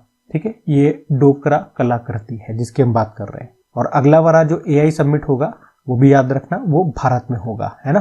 अभी तीसरे नंबर का हुआ था जो पेरिस में हुआ था। अगला देखते हैं। तो अगले में पूछ रहे हैं भी वैश्विक पर्यटन लचीलापन दिवस, ग्लोबल टूरिज्म रेजिलियंस डे कब मनाया गया। तो याद रखना 17 फरवरी को मनाया जाता है। और टूरिज्म से ही संबंधित ये 2-3 दिवस और हैं, 2-3 पॉइंट्स और हैं, ध्यान में रखना। जैसे वर्ल्ड टूरिज्म डे 27 सितंबर, नेशनल टूरिज्म डे 25 जनवरी, वर्ल्ड टूरिज्म ऑर्गेनाइजेशन का हेडक्वार्टर मैड्रिड स्पेन। और travel and tourism development index आया था अभी पिछले साल, उसमें भारत 39 पे था, टॉप पे अमेरिका है, वर्ल्ड इकोनॉमिक फोरम इसे जारी करता है। ठीक है, तो ये ध्यान रखना। फिर अगले में पूछ रहे हैं कि अभी जो एशियन विंटर गेम्स हुए थे उसमें पदक तालिका में मेडल टैली में कौन टॉप पर है। तो चाइना इसमें टॉप पे रहा। एशियन विंटर गेम्स की बात कर ले, याद रखना नवा एडिशन था, हार्बिन शहर चाइना में हुआ था ये। इसका motto dream of winter love among Asia रहा और मैस्कॉट था बिन बिन और नीनी। और यहाँ पे टॉप पर तो आप देखोगे मेडल टैली में चाइना टॉप पर था, 32 gold, 27 silver, 26 bronze, total 85। Bharat ने यहाँ पे अपना एक भी खाता नहीं खोला, एक भी मेडल हमने नहीं जीता। तो पहले पे चाइना, दूसरे पे साउथ कोरिया, तीसरे पे जापान रहा और चौथे पे कजाकिस्तान है। ये आप ध्यान रख लेना। वैसे यहाँ पे ओपनिंग सेरेमनी यानी कि उद्घाटन समारोह में जो हमारे फ्लैग बियरर थे यानी कि ध्वजवाहक थे वो 2 जने थे, आरिफ खान भवानी थकेड़ा, ये स्कीयर है। ठीक है, तो इतनी बातें ध्यान में रखनी है। और अगला वाला भी देख लो, अगला वाला जो एशियन विंटर गेम्स होंगे वो 2029 में होंगे, नियॉन सऊदी अरब में होंगे। ठीक है, ये पॉइंट्स ध्यान में रखना। अगला देखते हैं। फिर अगले में पूछ रहे हैं अभी कौन सा देश भारत से $200 मिलियन की आकाश मिसाइल सिस्टम खरीदेगा। तो आंसर हो जाएगा फिलीपींस खरीदेगा। और कितने में खरीदेगा? $200 मिलियन में खरीदेगा। बात कर लेते हैं आकाश मिसाइल सिस्टम की। तो इसे तैयार किया किसने? DRDO ने। ये एक मध्यम दूरी की सतह से हवा में सरफेस टू एयर मिसाइल है और इसकी रेंज होती है 25 से लेके 80 किलोमीटर तक की। तो अब ये फिलीपींस हमसे खरीद रहा है। अच्छा, फिलीपींस इससे पहले हमसे क्या खरीद चुका है? तो ब्रह्मोस मिसाइल हमसे खरीद चुका है, जो कि एक सुपरसोनिक क्रूज मिसाइल है। और ये ब्रह्मोस फिलीपींस ही नहीं, इंडोनेशिया भी हमसे खरीद रहा है। फिलीपींस की बात कर ले, एक बार न्यूज में है तो ये रहा मैप में फिलीपींस। कैपिटल होती है मनीला। यहीं पे आपको एशियन डेवलपमेंट बैंक का मुख्यालय मिल जाएगा। फिलीपींस पीसो यहाँ की करेंसी होती है, तो ये भी ध्यान में रखना। एक प्रश्न मैंने आपसे पूछा था डेली करंट अफेयर्स वाली क्लास में, यहाँ पे अब मैं आपसे पूछ लेता हूँ। वहां तो मैंने उत्तर दे दिया था, यहाँ मैं नहीं दूंगा। क्या प्रश्न है? ट्रोजन गन, ठीक है, जिसे भारत और फ्रांस ने मिलकर के तैयार किया। अभी कौन सा देश ये हमसे खरीद रहा है, इसका उत्तर अब आपको करना है। आप उत्तर करिए, हम अगले प्रश्न की ओर बढ़ते हैं। तो अगले में पूछ रहे हैं अभी 2025 स्पोर्ट स्टार एसएस अवार्ड में किसने sports person of the year का पुरस्कार जीता? तो आंसर होगा स्वप्निल कुसाले। अभी 14 फरवरी को मुंबई के ताजमहल पैलेस में आयोजित 2025 स्पोर्ट स्टार एसएस अवार्ड में भारत के जो प्रतिभाशाली खिलाड़ी हैं उनको पुरस्कार दिए गए। पूरी लिस्ट में आपको बता देता हूँ, पूरी लिस्ट अपने पास है। तो ये इतने सारे यहाँ पे अवार्ड्स दिए गए हैं, कुछ 2-4 मैं आपको बता देता हूँ। जैसे कि एक तो गेम चेंजर अवार्ड, ये जो आईसीसी के चेयरमैन है जय शाह, उनको मिला। खेलों को बढ़ावा देने के लिए सर्वश्रेष्ठ राज्य का पुरस्कार मध्य प्रदेश को मिला है। खेलों को बढ़ावा देने वाली सर्वश्रेष्ठ कंपनी रिलायंस, उसके अलावा सर्वश्रेष्ठ विश्वविद्यालय कलिंगा यूनिवर्सिटी। बाकी बहुत सारे अवार्ड्स हैं, तो एक बार आप वीडियो को पॉज करके यहाँ पे एक बार देख लीजिएगा। जैसे कोच ऑफ द ईयर देख लीजिएगा, उसके अलावा लाइफ टाइम अचीवमेंट अवार्ड पुरुष और महिला में देख लीजिएगा। Sports women of the year और स्पोर्ट्समैन ऑफ द ईयर हो गया। Sport star of the year और sport star of the year पुरुष में है और ये महिला में है। ठीक है, तो इस तरह से एक बार नजर मार लीजिएगा। बहुत सारे हैं, सारे याद हों ये जरूरी नहीं है, लेकिन एक बार आप नजर मार लीजिएगा जो आपको इंपॉर्टेंट लगे, और जो मैंने बताया एक बार उनको देख लीजिएगा। ये इंग्लिश में है, इंग्लिश मीडियम वालों के लिए। अगला देखते हैं। अगला प्रश्न में पूछ रहे हैं, इस तरह के प्रश्न आते हैं एग्जाम में कि 8वां हिंद महासागर सम्मेलन कहां पर हुआ? तो ये पूछेंगे तो ओमान की कैपिटल मस्कट में हुआ है। और थीम याद रखना, समुद्री साझेदारी के नए क्षितिज की यात्रा। इसका उद्घाटन किया हमारे जो विदेश मंत्री सुब्रमण्यम जयशंकर ने। इस तरह के प्रश्न में मुख्य रूप से यही पूछा जाता है कि कहाँ पे इसका आयोजन हुआ, ये आप ध्यान रख लेना। और एडिशन याद रख लेना, कौन सा एडिशन है, 8वां एडिशन है। ठीक है, अगला प्रश्न देखते हैं। अगले में पूछ रहे हैं, एक पर्यावरण थिंक टैंक है जर्मन वॉच, और इसी ने अभी जलवायु जोखिम सूचकांक 2025, इंग्लिश में बोलोगे तो क्लाइमेट रिस्क इंडेक्स 2025 को जारी किया है। और पूछ रहे हैं अब इसमें भारत की रैंक क्या है। तो भारत इसमें 6ठे स्थान पर है। तो किस हिसाब से रैंकिंग दी जाती है, क्या होता है, तो किस देश में क्लाइमेट चेंज का प्रभाव सबसे ज्यादा पड़ रहा है, क्लाइमेट चेंज के नेगेटिव इफेक्ट होंगे, है ना, तो वो सबसे ज्यादा कौन सा देश प्रभावित हो रहा है उन चीजों से, जैसे कि तूफान ज्यादा कहाँ पे आ रहे हैं, बाढ़ ज्यादा कहाँ पे आ रही है, सूखे के कारण आर्थिक रूप से नुकसान हो रहा है, मानवीय नुकसान हो रहा है। तो इन सब के अनुसार ये डेटा तैयार किया जाता है, ये रैंकिंग तैयार की जाती है। और इसमें आप देखोगे जो देश टॉप पर है, तो टॉप पर आना इसमें अच्छी बात नहीं है, टॉप पर है इसका मतलब वो सबसे ज्यादा प्रभावित है। तो टॉप पर डोमिनिका है, फिर दूसरे पे चाइना है, तीसरे पे होंडुरास है, भारत इसमें 6ठे स्थान पर है। तो हम 6ठे हैं, तो ये मत सोचना अच्छी बात है, अच्छी बात नहीं है। तो कौन सा इंडेक्स है, कौन जारी करता है, भारत की रैंक क्या है, कौन टॉप पर है, ये सब मैंने आपको बता दिया है। अगला प्रश्न देखते हैं। और यहाँ पे ये जो रैंक है ना, ये 1993 से लेकर के 2022 तक के डेटा को ध्यान में रख करके ये रैंकिंग तैयार की गई है। अभी देखते हैं अगला। फिर अगले में पूछ रहे हैं, भारत और अमेरिका के बीच 50,000 किलोमीटर लंबे वाटर वर्थ सब सी केबल प्रोजेक्ट की अभी घोषणा की है किसने, मेटा ने। मेटा ये पेरेंट कंपनी है फेसबुक, व्हाट्सएप, इंस्टाग्राम इनकी, जिसके मालिक कौन है, मार्क जकरबर्ग है। और अभी इसी ने कहा कि ये भारत और अमेरिका के बीच में 50,000 किलोमीटर लंबी एक समुद्र के नीचे एक केबल ये बिछाएंगे, और उस प्रोजेक्ट को नाम दिया वाटर वर्थ। क्या उद्देश्य है, इनके बीच डिजिटल कनेक्टिविटी को बढ़ाना। और जब ये इस तरह से पूरी केबल बिछा लेंगे तो आप देखोगे विश्व के 5 महाद्वीपों को इस केबल से जोड़ा जाएगा।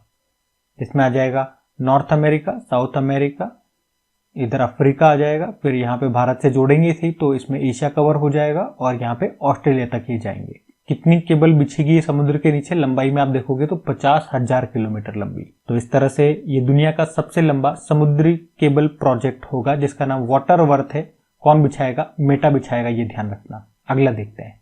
फिर पूछ रहे हैं अभी चौथा, नो मनी फॉर टेरर सम्मेलन कहां पर हुआ, तो ये म्यूनिख जर्मनी में हुआ, और इसमें भारत को रिप्रेजेंट किया हमारे केंद्रीय गृह राज्य मंत्री नित्यानंद राय ने। इस बार ये इसका चौथा संस्करण है। अभी तक 3 कहां हो चुके हैं मैं आपको बता चुका हूं, मतलब यहाँ पे लिख दिए हैं, देख लेना। भारत वाला देख लो, तीसरा संस्करण भारत में हुआ था 2022 में, नई दिल्ली में हुआ था। पहला पेरिस में हुआ था 2018 में, अभी चौथा म्यूनिख जर्मनी में हो रहा है। ठीक है, और ये नाम भी देख लो, ये निधन वाला प्रश्न है। दिवंगत विमला बहुगुणा का संबंध किस आंदोलन से था, इनका भी निधन हो गया। तो आंसर हो जाएगा चिपको आंदोलन से। वैसे तो और भी कई आंदोलनों में इन्होंने हिस्सा लिया, और एक नाम आपने सुना होगा, सुंदरलाल बहुगुणा। ये एक प्रसिद्ध सामाजिक कार्यकर्ता, पर्यावरणविद थे, और ये उन्हीं की पत्नी थी विमला बहुगुणा।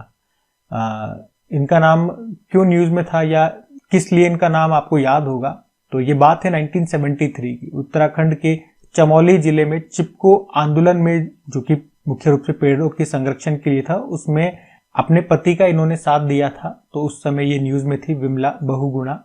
और इसके अलावा केवल यही नहीं, बिहार में भूदान आंदोलन में भी महत्वपूर्ण भूमिका उन्होंने निभाई थी। और टिहरी बांध जब आंदोलन हुआ था, उसमें भी हजारों महिलाओं को इन्होंने प्रेरित करने का काम किया था। तो इस कारण से ये एक प्रसिद्ध सामाजिक कार्यकर्ता थी विमला बहुगुणा, इनका भी निधन हो गया। ठीक है, इतना सा आप ध्यान रखना। अगला प्रश्न देखते हैं। तो इस क्वेश्चन को पहले तो इंपॉर्टेंट मार्क कर लो। क्या कह रहा है प्रश्न, अभी टाइम मैगजीन की वुमेन्स ऑफ द ईयर 2025 की सूची में अभी किस भारतीय महिला को शामिल किया गया है, तो सही उत्तर क्या हो जाएगा, डॉक्टर पूर्णिमा देवी बर्मन को।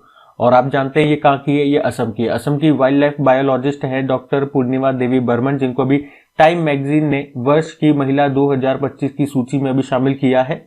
और अभी इस सूची में दुनिया की 13 महिलाओं को शामिल किया, उसमें से ये एकमात्र भारतीय महिला है पूर्णिमा देवी बर्मन। और डॉक्टर पूर्णिमा देवी बर्मन हमारे लिए कोई नया नाम नहीं है, पहले भी हमने इनके बारे में पढ़ चुका है कई बार। जैसे कि 2017 और 2024 में जब इनको वीटली गोल्ड अवार्ड मिला था, तब हमने इनके बारे में पढ़ा था।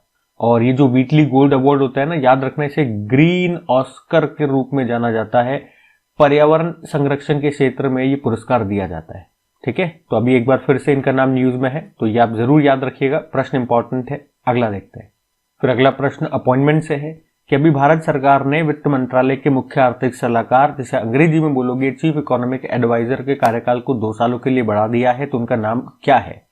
तो आपसे पूछा जाएगा एग्जाम में हमारे वर्तमान में चीफ इकोनॉमिक एडवाइजर कौन है, तो आंसर हो जाएगा वी अनंत नागेश्वरन।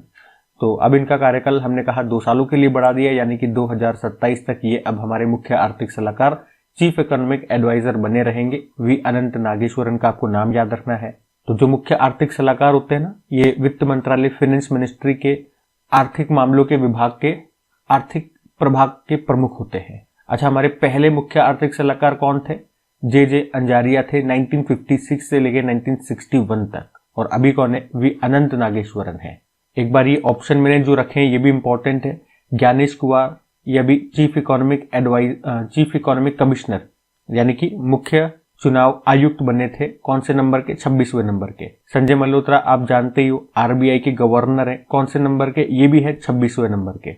और वी नारायणन, ये हमारे इसरो के नए अध्यक्ष बने थे, ये कौन से नंबर के? ये 11वें नंबर के हैं। ठीक है। अच्छा, अगर मैं आपसे पूछूं कि हमारे CAG, controller and auditor general यानी कि नियंत्रक एवं महालेखा परीक्षक कौन है? तो के संजय मूर्ति हैं। और यूपीएससी की अगर मैं आपसे हेड पूछूं तो वर्तमान में कौन है? प्रीति सुदन है। ये भी याद रखना। अगला देखते हैं। फिर अगले में पूछ रहे हैं, अभी फरवरी में ही सोल लीडरशिप सम्मेलन 2025 का भी पहला संस्करण कहां पर हुआ? तो ये पहली बार हुआ है। ठीक है, तो ये सम्मेलन इंपॉर्टेंट होता है, एक बार देख लेना चाहिए कहां पे हुआ। तो ये नई दिल्ली में हुआ। सोल का मतलब होता है स्कूल ऑफ अल्टीमेट लीडरशिप। तो हम बात कर रहे हैं कि इसकी सोल लीडरशिप सम्मेलन की पहला संस्करण हुआ, कहां पे हुआ? नई दिल्ली के भारत मंडपम में हुआ। और इसका उद्घाटन किया है प्रधानमंत्री नरेंद्र मोदी ने, इसलिए भी प्रश्न इंपॉर्टेंट है। और इनके अलावा अभी भारत के दौरे पर आए हुए थे भूटान के प्रधानमंत्री शेरिंग टोब्गे, तो उन्होंने भी इस सम्मेलन में एक मुख्य भाषण दिया। ठीक है, तो इसलिए आप ध्यान रखना, सोल लीडर सम्मेलन पहली बार हुआ, कहां पर हुआ? मोदी जी ने उद्घाटन किया। अगला देखते हैं। अगले में पूछ रहे हैं कि अभी पायलटों के लिए ईपीएल यानी कि इलेक्ट्रॉनिक पर्सनल लाइसेंस जारी करने वाला भी दूसरा देश कौन सा बन गया है दुनिया का? तो ये भारत बन गया है। अब इसका मतलब क्या हो गया? और अगर भारत दूसरा बन गया तो पहला कौन सा है? तो पहला चीन है। तो चीन के बाद भारत नागरिक उड्डयन क्षेत्र में यानी कि हमारे एविएशन सेक्टर में पायलटों के लिए ईपीएल इलेक्ट्रॉनिक कार्मिक लाइसेंस या इंग्लिश में आप बोलोगे इलेक्ट्रॉनिक पर्सनल लाइसेंस शुरू करने वाला दुनिया का दूसरा देश बन गया है। हमारे जो नागरिक उड्डयन मंत्री एविएशन मिनिस्टर है के राम मोहन नायडू, इन्होंने ही अभी नई दिल्ली में इसकी शुरुआत की है। क्या होता है ईपीएल? सिंपल सा एक शब्द में समझो, जिस तरह से हमारे पास गाड़ी का लाइसेंस होता है ना, एक कागज के फॉर्म में होता है जिसकी हम लेमिनेशन करा लेते हैं, यहाँ पे आपका फोटो होता है, लिखा होता है ये, तो उसी तरह से पायलटों के पास भी एक फिजिकल लाइसेंस होता है, फिजिकल कॉपी होती है। तो यहाँ पे अब इनका फिजिकल नहीं होगा, अब डिजिटल होगा। इनकी एक ऐप होगी, ये ईजीसीए मोबाइल ऐप, उसमें ये डिजिटल इनका ये पासपोर्ट होगा। तो बस डिजिटल पासपोर्ट है और कुछ भी नहीं है। इलेक्ट्रॉनिक आ गया ना, मतलब इलेक्ट्रॉनिक मतलब डिजिटल पासपोर्ट की बात हो रही है यहाँ पे। फिजिकल फॉर्म में, कागज प्रिंटेड फॉर्म में कुछ नहीं होगा। ठीक है, तो इसको जारी करने वाला पहला देश चीन है, दूसरा भारत है, इतना आपको याद रखना है। देखो, अगर इंटरनेशनल सिविल एविएशन ऑर्गेनाइजेशन भारतीय नागरिक उड्डयन संगठन की बात करते हैं, स्थापना होती है 1947 में, हेडक्वार्टर मॉन्ट्रियल कनाडा में है और 193 सदस्य देश है और सेक्रेटरी जनरल जुआन कार्लोस है। ये ध्यान रखना। अगला देखते हैं। देखो फिर अगले में क्या पूछ रहे, अंतर्राष्ट्रीय मातृभाषा दिवस इंटरनेशनल मदर लैंग्वेज डे कब मनाया जाता है? तो याद रखिएगा 21 फरवरी को मनाया जाता है। हर साल 21 फरवरी को मातृभाषा दिवस के रूप में हम लोग मनाते हैं। पहली बार इसको सन 2000 में मनाया गया था। इस बार की थीम है अंतर्राष्ट्रीय मातृभाषा दिवस की रजत जयंती समारोह, क्योंकि आप देखोगे इस साल सिल्वर जुबली 25 साल पूरे हो गए, तो उसी के अकॉर्डिंग ये इस बार की थीम रखी गई है। और 2008 को अंतर्राष्ट्रीय भाषा वर्ष के रूप में भी मनाया गया था। भाषा से 2-3 दिवस और याद रख सकते हो, जैसे कि इंटरनेशनल साइन लैंग्वेज डे, ये 23 सितंबर को होता है। हिंदी दिवस आप जानते ही हो, विश्व हिंदी दिवस 10 जनवरी और राष्ट्रीय हिंदी दिवस 14 सितंबर होता है। ठीक है, अगला देखते हैं। फिर अगले में पूछ रहे हैं, अभी किस देश ने ओपेक प्लस समूह में सदस्य के रूप में शामिल होने की घोषणा कर दी है? तो इस तरह के प्रश्न भी आते हैं एग्जाम में। कोई अगर देश किसी ऑर्गेनाइजेशन का नवीनतम मेंबर बनता है तो इसका सही उत्तर हो जाएगा ब्राजील। ब्राजील एक ऑयल प्रोड्यूसिंग कंट्री है और आप देखोगे पूरी दुनिया में ये 7वां सबसे बड़ा ऑयल प्रोड्यूसिंग कंट्री है। और ओपेक को आप जानते ही हो, ओपेक मतलब क्या होता है, organisation of petroleum exporting countries, मतलब जो ऑयल प्रोड्यूसिंग कंट्रीज है, टॉप ऑयल प्रोड्यूसिंग कंट्रीज, उनका एक अंतर्राष्ट्रीय संगठन है ये, जिसकी स्थापना होती है 1907 में बगदाद इराक में। वर्तमान में आप देखोगे इसका मुख्यालय हेडक्वार्टर वियना ऑस्ट्रिया में है। वर्तमान में सदस्य देश इसमें 12 है। उसी तरह से ओपेक प्लस में क्या होता है, इसकी शुरुआत इन्होंने की थी 2016 में और इसमें सदस्य देश कितने हैं, तो ये 12 तो हैं ही सही।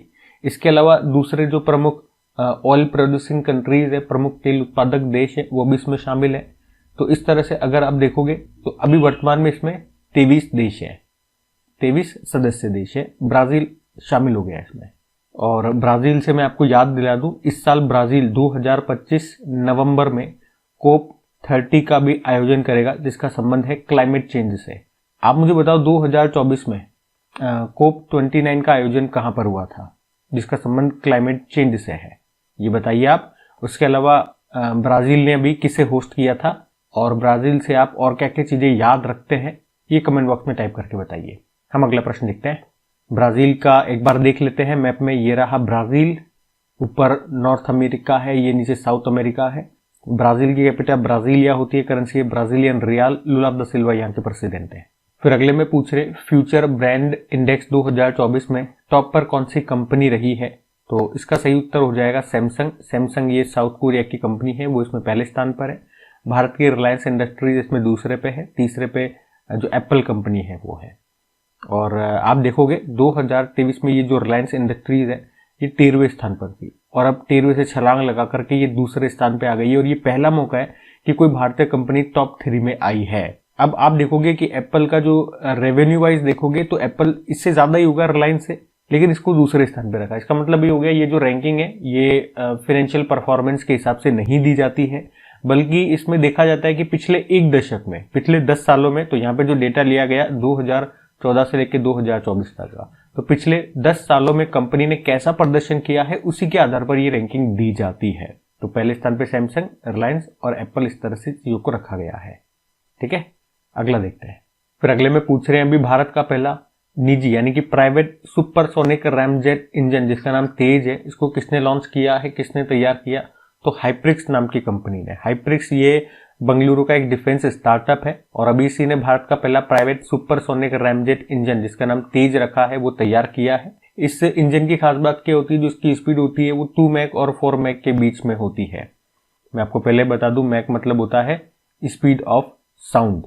ठीक है, तो रामजेट की हमने बात करी यहाँ पे, ये रामजेट इंजन है। क्या होता है, ये हाई स्पीड इंजन होता है, और ये मिसाइल्स में और सुपरसोनिक एयरक्राफ्ट में इस्तेमाल किया जाता है।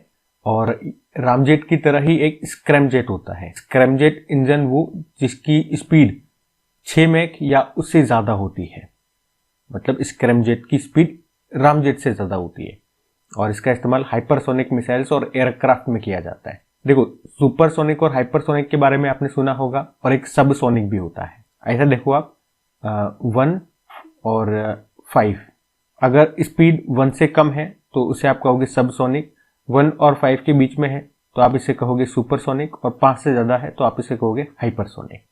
1 क्या है, ये मैक की हम बात कर रहे हैं। मैक मैंने आपको बता दिया स्पीड ऑफ साउंड।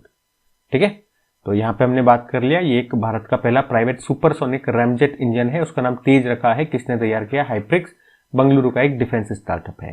ठीक है, अगला देखते हैं। देखो, फिर अगले में पूछ रहे हैं भी दूसरा अखिल भारतीय राज्य जल मंत्री सम्मेलन ये कहां पर आयोजित किया गया था, तो आंसर हो जाएगा उदयपुर में। तो दूसरा अखिल भारतीय राज्य जल मंत्री सम्मेलन है, ये उदयपुर राजस्थान में हुआ था, और हमारे जो जल शक्ति मंत्री है CR पाटिल, उन्होंने इसका उद्घाटन किया। थीम क्या रही, भारत @2047 एक जल सुरक्षित राष्ट्र।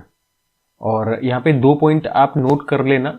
अगर पूछते हैं जल जीवन मिशन कब शुरू हुआ था, तो आप जानते हो 2019 में, जिसका उद्देश्य था 2024 तक हर घर नल से जल कनेक्शन करना।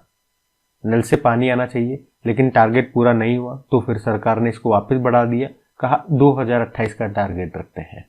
और इसी तरह से एक राष्ट्रीय जल मिशन भी होता है, वो 2011 में शुरू किया गया था। उसका शुभंकर भी है पीकू, जो रिप्रेजेंट करता है मोर को। ठीक है, तो दोनों ध्यान रखना, दोनों मैंने आपको बता दिए। अगला देखते हैं।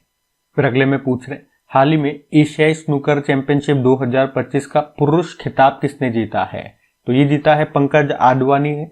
हम यहाँ बात कर रहे हैं एशियाई स्नूकर चैंपियनशिप 2025 की, जो भी हुआ कहाँ पे, दोहा कतर में हुआ। पुरुषों की कैटेगरी में इसको जीत लिया है पंकज आडवाणी में। ये भारत से है। इन्होंने हराया है अमीर सरकोश को, जो कि ईरान से है। पंकज आडवाणी ने 14वीं बार ये एशियाई स्नूकर चैंपियनशिप का खिताब जीता है। महिलाओं में कौन विजेता रही? मंगोलिया की है नारंतुआ, ये इसमें विजेता रही है। और पंकज आडवाणी से याद आएगा, अभी कुछ दिन पहले हमने पढ़ा था कि इन्होंने 36वीं बार राष्ट्रीय बिलियर्ड्स खिताब को भी जीता है। ठीक है, तो ये भी आप ध्यान रखिएगा। अगला प्रश्न देखते हैं। अच्छा, ये जो राष्ट्रीय नेशनल बिलियर्ड्स टाइटल है, इसका आयोजन कहाँ पे हुआ, कहाँ इन्होंने जीता था?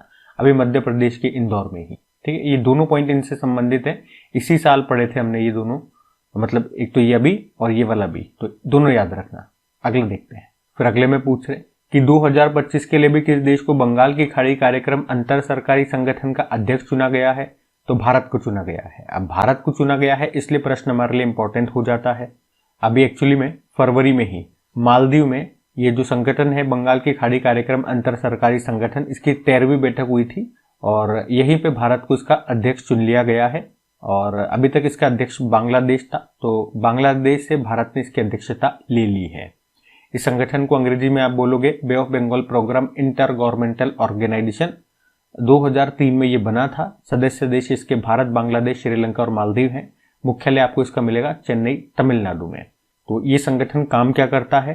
तो आप कह सकते हो बंगाल की खाड़ी क्षेत्र की सीमा से लगे देशों का एक क्षेत्रीय मत्स्य पालन सलाहकार निकाय है ये, जो छोटे मछुआरों के जीवन स्तर में सुधार करने के लिए सदस्य देशों की सहायता करता है और अभी भारत इसका अध्यक्ष बन गया है। तो प्रश्न आप याद रखना। अगला प्रश्न भी इंपॉर्टेंट है कि प्रधानमंत्री नरेंद्र मोदी को अभी किस देश के राष्ट्रीय दिवस समारोह में मुख्य अतिथि के रूप में आमंत्रित किया गया? तो आंसर होगा मॉरिशस। तो अभी मॉरिशस के राष्ट्रीय दिवस समारोह में प्रधानमंत्री चीफ गेस्ट हैं। और ये होगा कब ये समारोह? ये 12 मार्च को होगा, क्योंकि 12 मार्च 1968 को मॉरिशस ब्रिटिश शासन से स्वतंत्र हुआ था, इसीलिए 12 मार्च को। और आप जानते ही हो मॉरिशस पश्चिम हिंद महासागर का एक द्वीप राष्ट्र है। एक बार मैं आपको मैप में भी दिखा देता हूँ। ये यहाँ पे हमारा प्यारा भारत हो गया और यहीं से मोदी जी उड़ के डायरेक्ट यहाँ चले जाएंगे तो मॉरिशस पहुंच जाएंगे। कैपिटल होती है पोर्ट लुइस, मॉरिशियन रुपी, और प्रेसिडेंट है पृथ्वीराज सिंह रूपन, और अभी नए प्रधानमंत्री बने थे नवीन राम गुलाम। और मॉरिशस से आपको याद आएगा कि भारत का पहला जन औषधि केंद्र ये कहाँ पे खुला था? यहीं पे खुला था।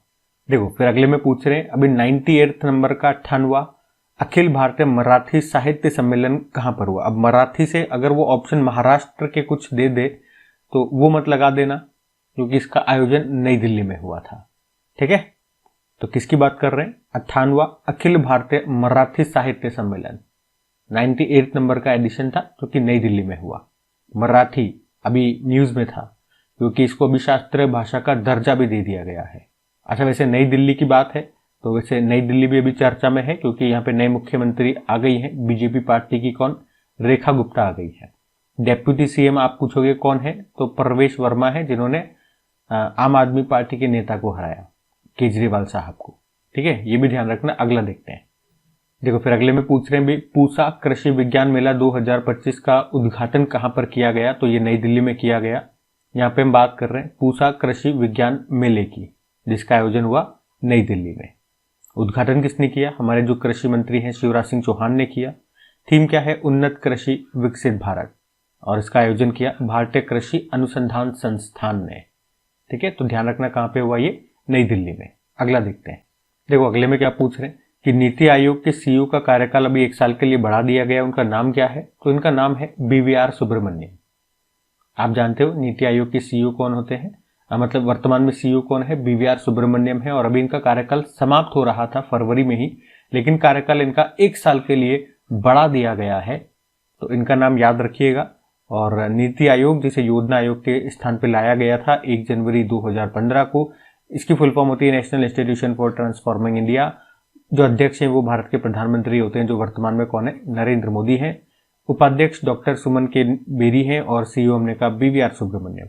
पूछोगे पहले उपाध्यक्ष कौन थे? अरविंद पनगरिया। और पहले सीईओ सिंधु श्री खुल्लर थे। ठीक है, ये भी ध्यान रखना। अगला देखते हैं। अगला दिवस पूछ रहे हैं विश्व चिंतन दिवस कब मनाया जाता है? World thinking day. तो याद रखेंगे आप 22 फरवरी को मनाया जाता है और थीम भी है आवर स्टोरी, हमारी कहानी इसकी थीम है। फिर अगला प्रश्न भी अपॉइंटमेंट है, इंपॉर्टेंट है कि प्रधानमंत्री नरेंद्र मोदी के प्रधान सचिव प्रिंसिपल सेक्रेटरी अभी कौन बन गए हैं? तो शक्तिकांत दास बन गए हैं, जो आप जानते हो अभी तक आरबीआई के गवर्नर के रूप में आप इनको जानते थे। आरबीआई के 25वें गवर्नर थे ये, लेकिन अभी दिसंबर को रिटायर्ड हो गए। तो अभी मोदी जी ने इनको अपना प्रधान सचिव बना दिया, दूसरा प्रधान सचिव बनाया। ऑलरेडी इनके एक प्रधान सचिव है, कौन है? पीके मिश्रा। उसके अलावा अब ये एक और होंगे, इतना सा आपको याद रखना है। और आप जानते ही हो अभी हमारे नए आरबीआई गवर्नर कौन बन गए हैं? संजय मल्होत्रा बन गए हैं 26वें नंबर के। बाकी एक बार ऑप्शन में चलेंगे तो वी अनंत नागेश्वरन, अभी हमने पढ़ा था, मुख्य आर्थिक सलाहकार है ये, कार्यकाल इनका बढ़ा दिया गया 2027 तक के लिए, chief economic adviser. Vivek Joshi कौन है? तो ये हमारे चुनाव आयुक्त, ठीक है, इलेक्शन कमिश्नर बने हैं ज्ञानेश कुमार की जगह, क्योंकि ज्ञानेश कुमार अभी मुख्य चुनाव आयुक्त चीफ इलेक्शन कमिश्नर बन गए हैं। ये रहा ज्ञानेश कुमार का नाम। और एक और इंपॉर्टेंट याद रखना नाम, विजया रहाटकर का नाम, ये राष्ट्रीय महिला आयोग के अध्यक्ष हैं। और इसरो के अभी 11वें अध्यक्ष वी नारायणन बने थे, ये भी ध्यान रखना, ठीक है। अगला देखते हैं। अगला प्रश्न फेस्टिवल से है कि किस जनजाति ने अभी अली ए लिगोंग उत्सव मनाया है? इस तरह से प्रश्न पूछ लिया, जनजाति कौन सी जनजाति मनाती है? तो मिसिंग जनजाति मनाती है। अब कहाँ पे मनाया जाता है? प्रश्न ऐसे भी आ सकता है।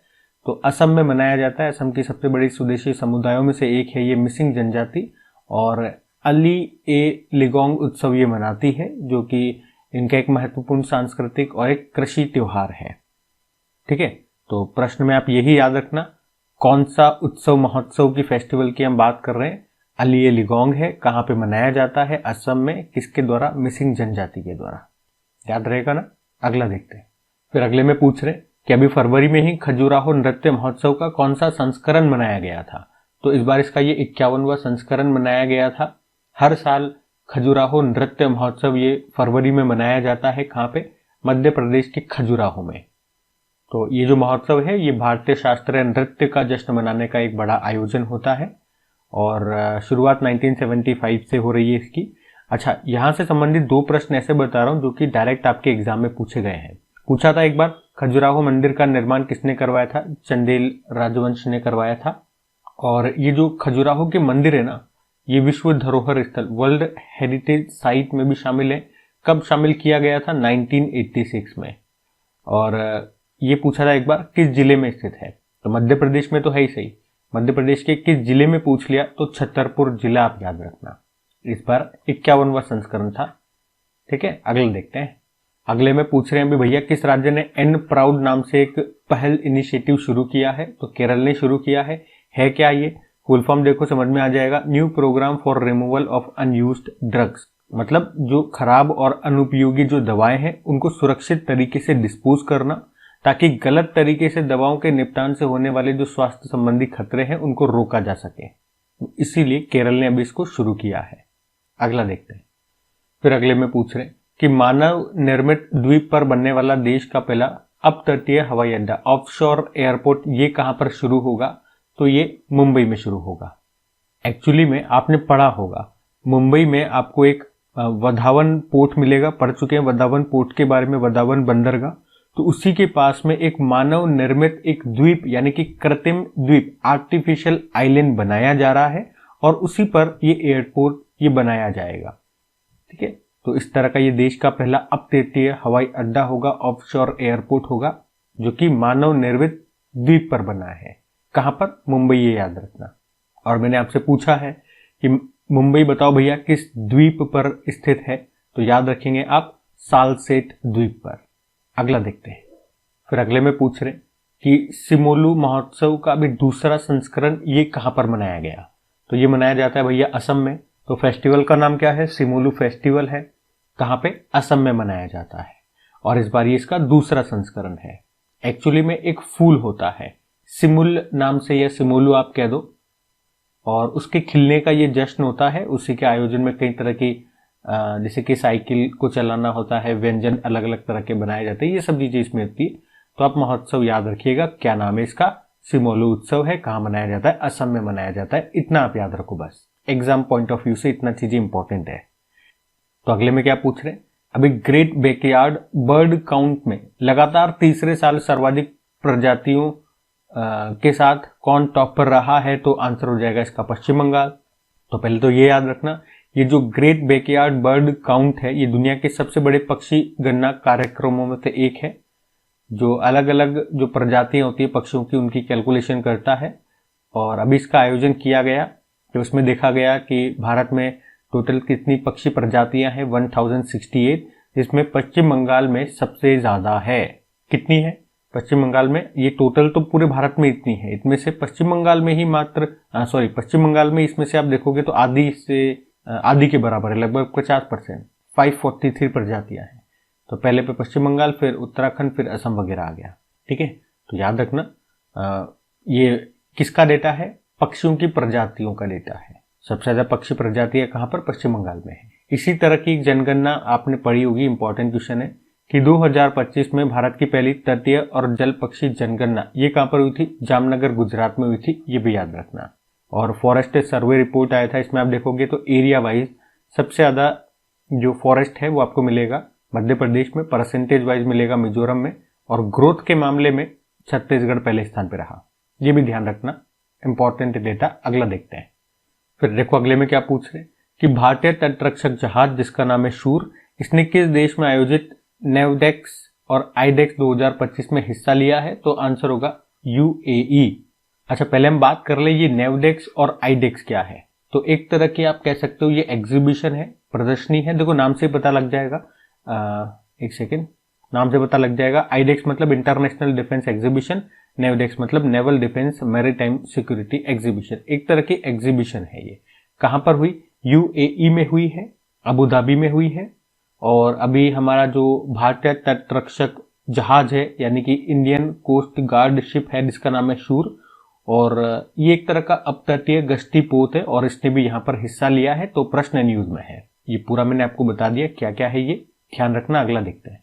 देखो फिर अगले में क्या पूछ रहे कि अभी भारत को समुद्री नौवहन सहायता के अंतरराष्ट्रीय संगठन इसका उपाध्यक्ष चुना गया है, तो इस संगठन का मुख्यालय हेडक्वार्टर कहां पर है ये पूछ रहे हैं। तो इसका तो आंसर हो जाएगा फ्रांस में।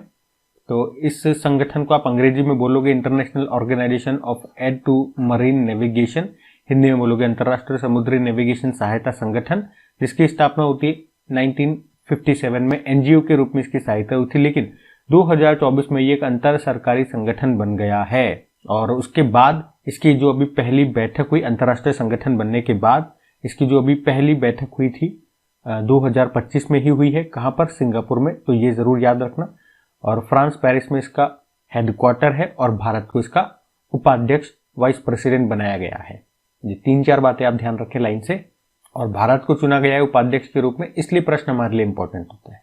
फिर अगले में पूछ रहे अभी वनडे क्रिकेट के इतिहास में सबसे तेज 14,000 रन बनाने वाले बल्लेबाज कौन बन गए हैं, तो ये बन गए हैं कौन, विराट कोहली।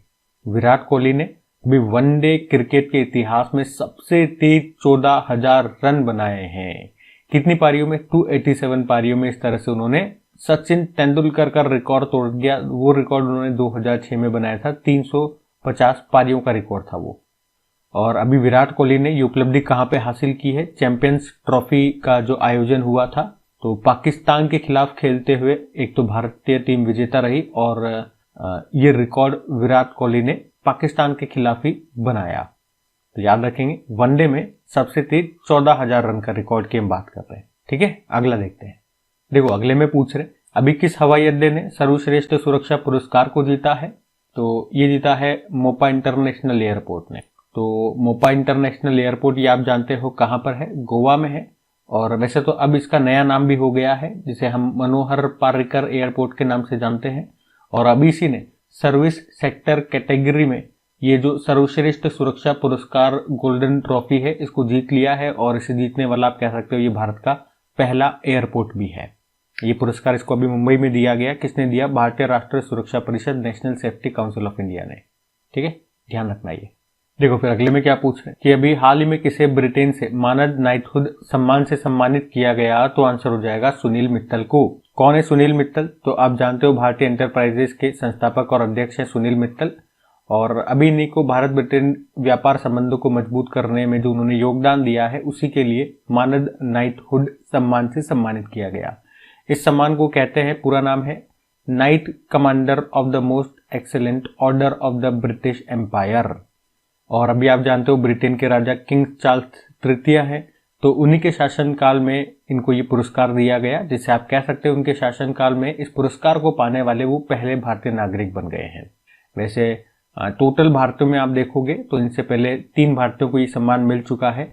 जमशेद ईरानी को 1997 में, जो कि टाटा स्टील के पूर्व निदेशक हैं। पंडित रविशंकर जी को 2001 में, प्रसिद्ध सितार वादक थे। रतन टाटा जी को 2009 में मिला था, और अब मिला है किसे, सुनील भारती को। ध्यान रखना ये, अगर आपसे पूछे सुनील भारती को कौन सा पद्म पुरस्कार मिल चुका है, पद्म भूषण मिल चुका है, कब, 2007 में। ठीक है, अगला देखते हैं। फिर अगले में एक रैंकिंग है टाइम्स हायर एजुकेशन की, तो वर्ल्ड रेपुटेशन रैंकिंग 2025 इन्होंने जारी की है। उसमें पूछ रहे टॉप पर कौन है, तो टॉप पर है अमेरिका का हार्वर्ड यूनिवर्सिटी। पिछले 14 सालों से लगातार इस लिस्ट में ये टॉप पर है। और दूसरे स्थान पर कौन है, जो यूके का ऑक्सफोर्ड यूनिवर्सिटी है और जो अमेरिका का मैसेच्यूसेट्स इंस्टीट्यूट ऑफ टेक्नोलॉजी है MIT, ये दोनों को दूसरे स्थान पर रखा है। पहले पे ये है, दूसरे पे ये है। अच्छा, भारतीयों में अगर बात करेंगे तो भारतीयों में 4 संस्थान इस लिस्ट में है। तो किस हिसाब से वो भी मैं आपको बता दूं, IISc बेंगलुरु, IIT दिल्ली और IIT मद्रास। इस बार IIT बॉम्बे नहीं, IIT बॉम्बे पिछले वाला लिख दिया मैंने। और इसके अलावा एक उड़ीसा का शिक्षा ओ अनुसंधान, इससे इस लिस्ट में पहली बार शामिल किया गया है। अब रैंकिंग आप पूछोगे तो रैंकिंग नहीं दी जाती है इसमें, इनको बैंड रैंकिंग दी जाती है। बैंड रैंकिंग यानी कि 201 से लेके 300 के बीच में इनकी रैंकिंग है। तो ये बैंड रैंकिंग दे दी गई है, एक बैंड दे दिया गया कि भैया इनके बीच में ही ये कहीं ना कहीं आते हैं। 100 तक तो क्या होता है, हर किसी को रैंकिंग दे दी जाएगी, किसी की 98 है, किसी की 97 है, किसी की 3 है, 4 है। 100 के ऊपर जाते ही ये बैंड रैंकिंग दे देते हैं। ठीक है, तो भारत के 4 संस्थान इसमें है। पहले दूसरे पे कौन है मैंने आपको बता दिया, किसने ये रैंकिंग जारी की है, कौन सी रैंकिंग है। ठीक है, अगला देखते हैं। फिर अगले में पूछ रहे भारतीय तटरक्षक बल ने कहां पर सागर कवच अभ्यास का आयोजन किया, तो ये किया भाई साहब इन्होंने पश्चिम बंगाल में। अभ्यास का नाम है सागर कवच और आयोजन किया है भारतीय तटरक्षक बल ने। कहां पर किया, पश्चिम बंगाल में। पश्चिम बंगाल की 158 किलोमीटर लंबी तट रेखा पर इन्होंने ये अभ्यास किया। और इसमें हमारी नौसेना ने, BSF, CISF, पश्चिम बंगाल की पुलिस ने, इन सब ने मिलकर के इसका आयोजन किया। याद रखना, सागर कवच इंडियन कोस्ट गार्ड का ये एक अभ्यास है। कहां पर हुआ, पश्चिम बंगाल में। ये 3 बातें याद रखना, इंडियन कोस्ट गार्ड, कौन सा अभ्यास है, कहां पर किया। बस अगला देखते हैं। देखो फिर अगले में क्या पूछ रहे हैं, प्रधानमंत्री नरेंद्र मोदी ने कहां पर वैश्विक निवेशक शिखर सम्मेलन का उद्घाटन किया, तो आंसर हो जाएगा भोपाल में। ठीक है, तो प्रधानमंत्री नरेंद्र मोदी ने अभी भोपाल में ग्लोबल इन्वेस्टर समिट 2025 का अभी उद्घाटन किया है। ये आप याद रख लो, इतना सा एक लाइन, कौन सा समिट है, कहां पर उद्घाटन किया, मोदी जी ने। फिर अगला प्रश्न भी इंपॉर्टेंट है, निधन का प्रश्न है कि अभी किसे ओडिसी नृत्य के जनक के रूप में जाना जाता था लेकिन निधन हो गया इनका, तो मायाधर राउत इनका नाम है। तो प्रसिद्ध ओडिसी नर्तक थे मायाधर राउत, जिन्हें ओडिसी नृत्य के जनक के रूप में जाना जाता था। अभी निधन हो गया इनका। उन्हें कई सारे पुरस्कार मिल चुके हैं, जैसे कि 2-4 अगर मैं आपको बताऊं तो उड़ीसा संगीत नाटक अकादमी पुरस्कार मिल चुका है 1977 में, साहित्य कला परिषद पुरस्कार, संगीत नाटक अकादमी पुरस्कार 1985 में, ये सब इनको मिल चुके हैं। पद्मश्री इनको मिल चुका है 2010 में। तो इनका नाम याद रखना, ओडिसी नृत्य के जनक के रूप में इनको जाना जाता था। तो उड़ीसा के खास तौर पर जो स्टूडेंट्स हैं उनके लिए तो मोस्ट इंपॉर्टेंट प्रश्न है, ये आपके स्टेट एग्जाम में ही आ सकता है, बाकी और एग्जाम के लिए भी इंपॉर्टेंट है। फिर अगले में क्या पूछ रहे हैं कि अभी केंद्रीय उत्पाद शुल्क दिवस, सेंट्रल एक्साइज डे, ये कब मनाया जाता है, तो यह आंसर हो जाएगा इसका 24 फरवरी को मनाया जाता है। पहली बार इसको 1944 में मनाया गया था। थीम क्या है, making things easier, cleaner and faster. इसी तरह से एक दिवस, देखो ये तो हो गया केंद्रीय उत्पाद शुल्क दिवस, एक होता है अंतरराष्ट्रीय सीमा शुल्क दिवस, इंटरनेशनल कस्टम्स डे, वो 27 जनवरी को होता है, वो भी आप ध्यान रखिएगा। और ये जो केंद्रीय उत्पाद शुल्क है ना, ये एक प्रकार का अप्रत्यक्ष कर है, यानी कि इनडायरेक्ट टैक्स है। ठीक है, तो सेंट्रल एक्साइज डे कब, 24 फरवरी। अगले में पूछ रहे हैं, और ये प्रश्न इंपॉर्टेंट है, एग्जाम में आ चुके हैं इस तरह के प्रश्न, आरबीआई की वित्तीय साक्षरता सप्ताह 2025 की थीम क्या है। तो एक तो थीम याद रखना, वित्तीय साक्षरता, महिला समृद्धि, फाइनेंशियल लिटरेसी, वुमेन प्रॉस्पेरिटी। तो आरबीआई ये वित्तीय शिक्षा संदेशों का प्रचार करने के लिए 2016 से हर साल ये वित्तीय साक्षरता सप्ताह के रूप में मनाता आ रहा है। तो 2025 में हम इसको 24 से लेकर 28 फरवरी तक मना रहे हैं। थीम महिलाओं को आर्थिक रूप से और सामाजिक रूप से सशक्त बनाने पर है ये, वित्तीय साक्षरता, महिला समृद्धि। ठीक है, तो याद रखेंगे आरबीआई ने फाइनेंशियल लिटरेसी वीक कब से कब तक, 24 से लेकर 28 फरवरी तक, और थीम आप याद रखना। आरबीआई के बारे में आपको बता ही चुका हूं, एक बार फिर भी सारे स्टैटिक एक बार फिर बता देता हूं। स्थापना होती है 1 अप्रैल 1935, अभी किसी एग्जाम में फिर से पूछा गया था। हेडक्वार्टर मुंबई में है। किस आयोग की सिफारिश पे स्थापना होती है? यंग मिल्टन आयोग। राष्ट्रीयकरण, नेशनलाइजेशन हुआ 1 जनवरी 1949। वर्तमान में गवर्नर संजय मल्होत्रा 26वें। पहले ब्रिटिश गवर्नर सर रॉसबॉर्न स्मिथ, पहले इंडियन गवर्नर सीडी देशमुख थे। ध्यान रखना। ये अगला देखते हैं। फिर अगले में पूछ रहे हैं अभी किसे women entrepreneur award in sustainability से सम्मानित किया गया, तो आंसर हो जाएगा निधि कर को। तो निधि कर ये एक अर्नेस्ट नाम की कंपनी है, उसके एग्जीक्यूटिव डायरेक्टर है, और अभी इन्हीं को ब्रिटिश संसद के हाउस ऑफ लॉर्ड्स में women entrepreneur award in sustainability से सम्मानित किया गया। क्यों मिला इनको ये सम्मान? तो एनवायरमेंटल इनोवेशन और सस्टेनेबिलिटी में उनके योगदान के लिए। एक्चुअली इन्होंने बायोडिग्रेडेबल एक बायो बैग्स तैयार किए हैं, जो कि पारंपरिक जो प्लास्टिक की हमारी थैलियां होती है उनका एक इको फ्रेंडली सॉल्यूशन है। मतलब जो प्लास्टिक की पॉलीथीन होती है, आपको पता है वो तो डिस्ट्रॉय नहीं कर सकते हम, वो हमारे क्लाइमेट को खराब कर रही है। तो उसका एक ऑल्टरनेट इन्होंने निकाला है, ये बायोडिग्रेडेबल बायो बैग्स। मतलब अगर इसे फेंक देंगे हम तो ये मिट्टी में पूरी तरह से डिजॉल्व हो जाएंगे कुछ ही समय में, इससे हमारे पर्यावरण को नुकसान नहीं होगा। तो उसी के लिए इनको ये सम्मान मिला है, इसलिए इनका नाम न्यूज में है। इनका नाम याद रखना, क्या नाम है? निधि कर इनका नाम है। तो इंपॉर्टेंट प्रश्न मार्क करेंगे। एक रिपोर्ट आई है जिसके अनुसार 2024 में किस देश की कंपनियों के द्वारा आईपीओ के माध्यम से सबसे ज्यादा धन जुटाया गया, तो इसका सही उत्तर हो जाएगा भारत। अब भारत इसमें टॉप पर है, तो ये प्रश्न हमारे लिए एग्जाम के लिए इंपॉर्टेंट हो जाता है। पहले हम बात कर ले कौन सी रिपोर्ट के अनुसार हम बात कर रहे हैं, तो ये है इंडस वैली रिपोर्ट 2025, जिसको जारी किया है मुंबई स्थित Bloom ventures advertisers private limited ने। क्या बताया रिपोर्ट में कि 2024 में कंपनियों के द्वारा जो आईपीओ लाए जाते हैं, उसके माध्यम से जो धन जुटाया जाता है, लोगों से धन लिया जाता है अपने अपने शेयर दे करके, यही होता है आईपीओ में, मैंने आपको समझाया था। तो उसके मामले में भारत नंबर 1 है। आईपीओ मतलब होता है इनिशियल पब्लिक ऑफरिंग। जैसे कि कोई भी एक नॉन लिस्टेड कंपनी है जो अभी तक स्टॉक मार्केट में नहीं आई है, वो पहले, जैसे मान लो क्रिक एग्जाम नाम की एक कंपनी है, अभी तक हम शेयर मार्केट में नहीं है, लेकिन और सारे के सारे 100 के 100% शेयर मेरे पास है। अब मैं क्या करता हूं, मेरे को पब्लिक से पैसा उठाना है, तो मैं इसको स्टॉक मार्केट में लेकर के आऊंगा, लिस्ट कराऊंगा। उसके लिए मेरे को आईपीओ लाना पड़ेगा सेबी की परमिशन लेकर के। तो मैं हो सकता है कि 30% शेयर पब्लिक में बांट दूंगा आईपीओ के माध्यम से, और आप लोगों से पैसे उठा लूंगा, तो मेरे को पैसे मिल जाएंगे और आप लोगों को मेरे कंपनी के शेयर मिल जाएंगे। ठीक है, तो यही होता है आईपीओ में। तो इसमें यही बताया गया कि 2024 में कंपनियों ने आईपीओ के माध्यम से बहुत ज्यादा धन जुटाया है। कहां पे? भारत ने। मतलब भारत में आईपीओ के माध्यम से सबसे ज्यादा धन जुटाया गया है, ऐसा बताया है इस रिपोर्ट में 2024 में। और कितना है? पहले तो कितने आईपीओज आए, कितनी कंपनियों के आईपीओज आए, तो 268 आईपीओज आए हैं। और इन आईपीओ के माध्यम से कितना धन जुटाया गया? 19.5 बिलियन डॉलर, जो कि पूरी दुनिया में जितने भी आईपीओज आए हैं, जितने भी देशों में आए हैं, उनका 23% मात्र भारत में है। और भारत में ही 2024 की हम बात कर रहे हैं। जो सबसे बड़ा आईपीओ आया था वो हुंडई मोटर का आया था। कितना बड़ा है? 27,870 करोड़ रुपए का, यानी कि 3.31 बिलियन डॉलर का। ठीक है, तो इतना सा याद रखना। अगला देखते हैं।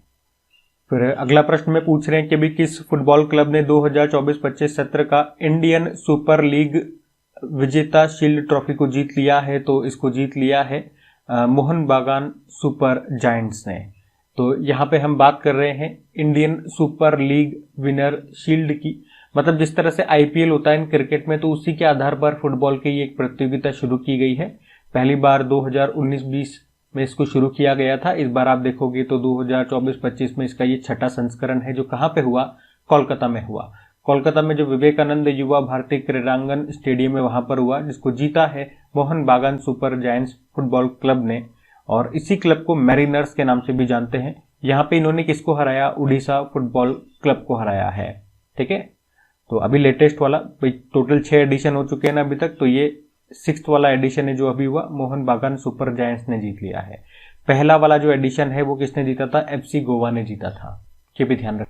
अगला देखते हैं। अच्छा, उसके पहले आप मेरे को एक उत्तर देना, एक होमवर्क प्रश्न आपके लिए छोड़ के जा रहा हूं। अभी 78th नंबर की अभी संतोष ट्रॉफी का आयोजन हुआ था, उसको किसने जीता? वेस्ट बंगाल, पश्चिम बंगाल ने उसको जीता है केरल को हरा करके। ठीक है, अगला देखते हैं। फिर अगला भी अच्छा प्रश्न है, क्या है? अभी संयुक्त राष्ट्र की महिला शांति सैनिकों के लिए पहला सम्मेलन ये कहां पर आयोजित किया गया? तो इसका सही उत्तर हो जाएगा भारत में किया गया। भारत में किया गया इसलिए भी प्रश्न इंपॉर्टेंट हो जाता है। तो हम बात कर रहे हैं संयुक्त राष्ट्र की महिला शांति सैनिकों का ये सम्मेलन हुआ, पहला संस्करण हुआ, पहली बार हुआ अभी फरवरी में ही। कहां पे? नई दिल्ली में हुआ। आपको पता है संयुक्त राष्ट्र शांति अभियानों में भारत दूसरा सबसे बड़ा योगदानकर्ता देश है, मतलब जो शांति सैनिक हैं वो सबसे ज्यादा भारत से आते हैं, दूसरे नंबर पर है भारत इस मामले में। अच्छा, इस सम्मेलन का आयोजन किसने किया? हमारे विदेश मंत्रालय ने किया है, फॉरेन मिनिस्ट्री ने। किसके साथ मिलकर के? रक्षा मंत्रालय और भारतीय सेना के संयुक्त राष्ट्र शांति स्थापना केंद्र के सहयोग से इसका आयोजन किया। इसकी थीम क्या रही? शांति रक्षा में महिलाएं एक वैश्विक दक्षिण परिप्रेक्ष्य, यानी कि women in peace keeping a global south perspective. और इस सम्मेलन का उद्घाटन किया हमारे विदेश मंत्री जो है कौन? सुब्रमण्यम जयशंकर ने। ठीक है, और इस सम्मेलन का आयोजन करने का उद्देश्य क्या है? कि संयुक्त राष्ट्र शांति स्थापना अभियानों में महिलाओं की भागीदारी को बढ़ाना। तो ये ध्यान में रखना पॉइंट्स। अगला देखते हैं। फिर अगले में पूछ रहे हैं अभी कार्बन बाजार पर पहला अंतर्राष्ट्रीय सम्मेलन, और इसका नाम क्या है? प्रकृति। इसका आयोजन कहां पे किया गया? तो आंसर हो जाएगा नई दिल्ली में इसका आयोजन किया गया।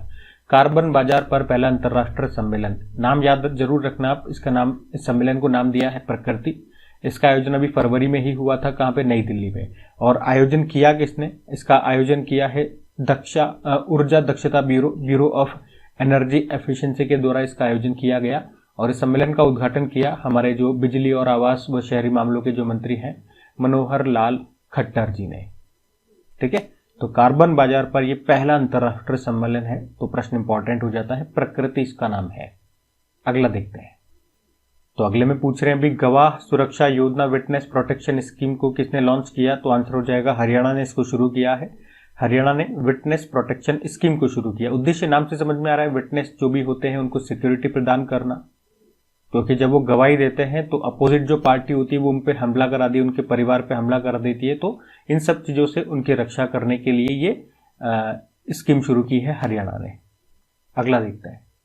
फिर अगला प्रश्न इंपॉर्टेंट आ गया भैया, जर्मनी के नए चांसलर बन गए हैं क्योंकि, और क्या नाम है इनका? फ्रेडरिक मर्ज इनका नाम है। और इनके पहले कौन थे? ओलाफ स्कोल्ज थे। तो अब फ्रेडरिक मर्ज का नाम आपको याद रखना है, हर मर्ज की दवा फ्रेडरिक मर्ज जर्मनी के नए चांसलर बन गए हैं। जर्मनी एक बार ले चलता हूं मैं आपको, ये रहा मैप में यूरोपीय देश जर्मनी, कैपिटल होती है बर्लिन, करेंसी यूरो है, प्रेसिडेंट है फ्रैंक वॉल्टर स्टाइनमायर, और चांसलर अभी हमने देखा हर मर्ज की दवा फ्रेडरिक मर्ज। ठीक है, अगले देखते हैं। फिर अगले में पूछ रहे हैं अभी खान मंत्रालय ने किन खनिजों को, किन मिनरल्स को प्रमुख खनिज के रूप में वर्गीकृत किया है? तो आंसर हो जाएगा ये चारों, बेराइट्स, फेल्सपार, अभ्रक और क्वार्ट्ज को। मतलब अभी तक ये लघु खनिजों की कैटेगरी में आते थे, और अब इनको निकाल करके मेन जो खनिज होते हैं, मेजर जो मिनरल्स हैं, प्रमुख खनिज होते हैं, उनमें डाल दिया गया है। तो चारों के नाम ध्यान रखना। अच्छा, वैसे हमारे खान मंत्री कौन है? तो जी किशन रेड्डी है, ये याद रखना। और खान से याद आएगा, अभी खान मंत्रालय ने अभी इसी साल तीसरा राष्ट्रीय खनन मंत्रियों का सम्मेलन का आयोजन किया था। कहां पे? कोणार्क, उड़ीसा में। और अभी बजट में हम लोगों ने पढ़ा था, राष्ट्रीय महत्वपूर्ण खनिज मिशन के लिए कितने करोड़ रुपए रखे गए? 16,300 करोड़ रुपए। ये पॉइंट भी ध्यान रखना। अगला देखते हैं। फिर अगले में पूछ रहे चाय की विरासत का जश्न मनाने वाला झुमोयर बिनंदिनी कार्यक्रम, इसका आयोजन कहां पे किया गया? तो इसका आयोजन किया जाता है असम में। तो असम के गुवाहाटी में झुमोयर बिनंदिनी कार्यक्रम, या आप इसे ऐसे भी कह सकते हो कि झुमोयर बिनंदिनी नृत्य, इसका आयोजन भी ये यहीं पे ये नृत्य होता है, उसी को यही कहते हैं झुमर नृत्य। कहाँ पे होता है? असम में होता है। किसी तरह से प्रश्न आ सकता है, एग्जाम में पूछ लेगा झुमर बिनंदिनी कार्यक्रम कहाँ पे हुआ या झुमर नृत्य कहाँ पे हुआ, तो असम इसका आंसर। और इस महोत्सव में अभी प्रधानमंत्री नरेंद्र मोदी जी ने भी पार्टिसिपेट किया था, तो प्रश्न इसलिए और न्यूज में था, चर्चा में था, तो ध्यान में रखना इसको। अगला देखते हैं। फिर अगले में पूछ रहे हैं, अभी एआई मॉडल है मैग्मा, और इसको किसने लॉन्च किया है? तो सही उत्तर हो जाएगा माइक्रोसॉफ्ट ने लॉन्च किया है। मैग्मा नाम से एक एआई मॉडल है। तो ये क्या कर सकता है? ये न केवल जो टेक्स्ट होगा उसको, बल्कि इमेजेस को भी और वीडियोस को भी समझ सकता है और उन पर काम भी कर सकता है। तो अब इसको मैग्मा को लॉन्च किया, याद रखना, माइक्रोसॉफ्ट ने। माइक्रोसॉफ्ट की स्टैटिक देखेंगे, स्थापना होती है 1975, फाउंडर है बिल गेट्स और Paul Allen, headquarter Washington DC, CEO Satya Nadella है। अगला देखते हैं। फिर अगले में पूछ रहे, इंटरनेशनल स्पेस स्टेशन मिशन के लिए चुने गए पहले विकलांग अंतरिक्ष यात्री जॉन मैकफॉल का संबंध किससे है? तो आंसर हो जाएगा ब्रिटेन से। तो अभी यूरोपियन स्पेस एजेंसी, इन्होंने कहा कि ये दुनिया के पहले विकलांग या यूं कहूं कि दिव्यांग अंतरिक्ष यात्री को इंटरनेशनल स्पेस स्टेशन में भेजेगा।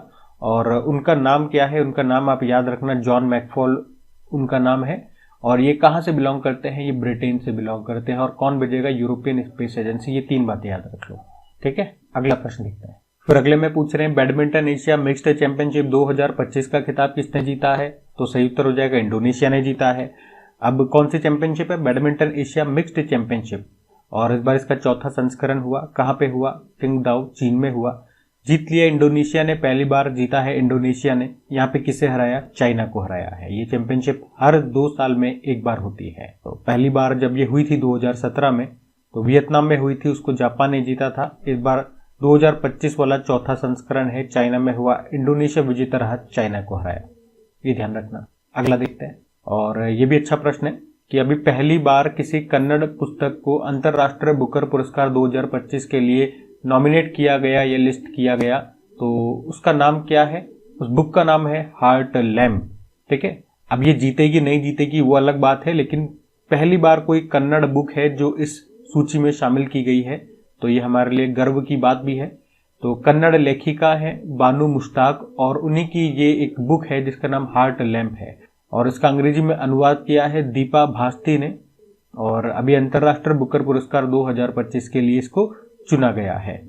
और ये पहली बार है, हमने कहा था ये पहली बार है जब किसी कन्नड़ पुस्तक को इस सूची में शामिल किया गया हो। अब देखो, इंटरनेशनल बुकर पुरस्कार अभी तो शामिल किया गया, इनको चुना जाता है नहीं चुना जाता फाइनल में, वो अलग बात है। लेकिन इसी तरह से अगर मैं आपको 24 वाले रिवाइज कराऊं कि बुकर पुरस्कार 2024 ये सामंता हार्वे को चुना गया था, ब्रिटेन की हैं, उनके उपन्यास ऑर्बिटल के लिए। और इंटरनेशनल बुकर प्राइज 2024 जेनी अर्पेनबेक को चुना था, वो जर्मनी की लेखिका हैं, उनके उपन्यास काइरोस के लिए, ठीक है। तो ये भी ध्यान रखना साथ के साथ। अगला प्रश्न देखते हैं। फिर अगले में पूछ रहे हैं, अभी आयुष मंत्रालय ने अभी 3 आयुर्वेद विशेषज्ञों को राष्ट्र धन्वंतरी आयुर्वेद पुरस्कार से सम्मानित किया। उनमें से कौन नहीं है? मतलब ऑप्शन आपके पास 4 दे दिए, 3 को सम्मानित किया गया और 1 नहीं, वो बताना है। तो दाऊ दयाल जोशी ये गलत आंसर है, ये तीनों राइट आंसर है। तो थोड़ा सा मैं बताता हूँ इसके बारे में आपको। हमारा जो आयुष मंत्रालय है, अब इसने पारंपरिक भारतीय चिकित्सा में असाधारण योगदान के लिए भी 3 चिकित्सकों को राष्ट्र धन्वंतरी आयुर्वेद पुरस्कार से सम्मानित किया है। वो 3 व्यक्ति हैं, वैद्य तारा चंद शर्मा, और वैद्य माया राम उनियाल, और वैद्य समीर गोविंद जमदग्नी। अगला देखते हैं। फिर अगले में पूछ रहे हैं, एक बुक आई है जिसका नाम है life on Mars collected stories, इसको किसने लिखा है? तो आंसर हो जाएगा नमिता गोखले ने लिखा है। नमिता गोखले ये उत्तर प्रदेश से बिलोंग करती हैं, और जयपुर जो लिटरेचर फेस्टिवल होता है उसके फाउंडर भी हैं ये, और अभी इन्होंने ही ये बुक लिखी है। इनसे एक और बुक मैं आपको बता दूं जो 2021 में उन्होंने इस बुक के लिए साहित्य अकादमी पुरस्कार जीता था।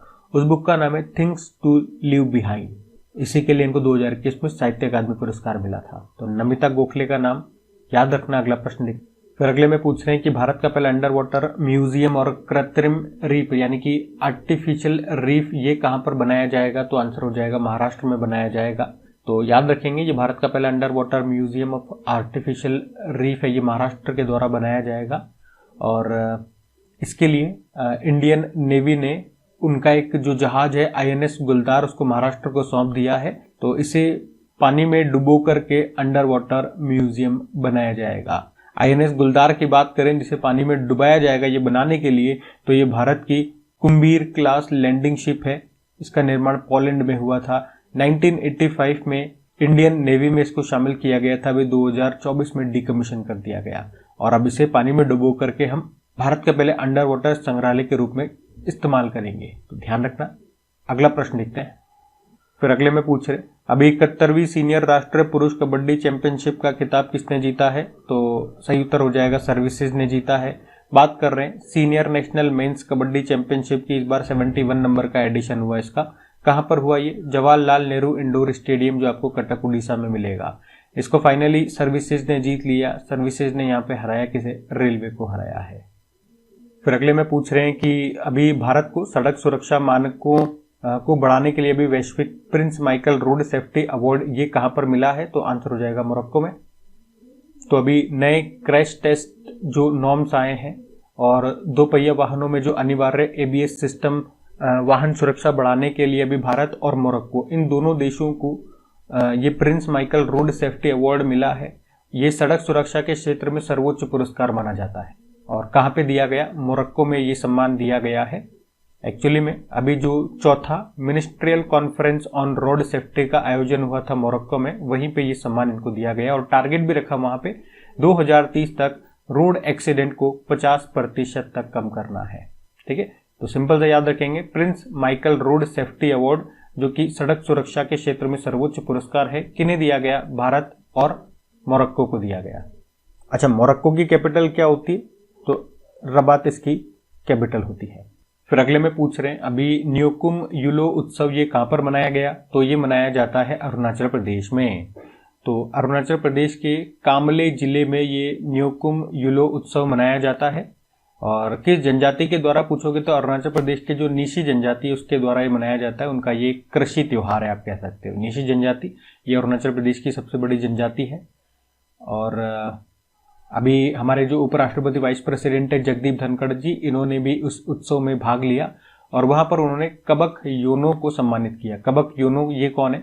तो ये दुनिया की सबसे ऊंची चोटी जो माउंट एवरेस्ट है उसको फतह करने वाली अरुणाचल प्रदेश की 5वीं और नीशी जनजाति की पहली महिला है और इन्हीं को अभी इस कार्यक्रम के दौरान उपराष्ट्रपति जी ने सम्मानित किया।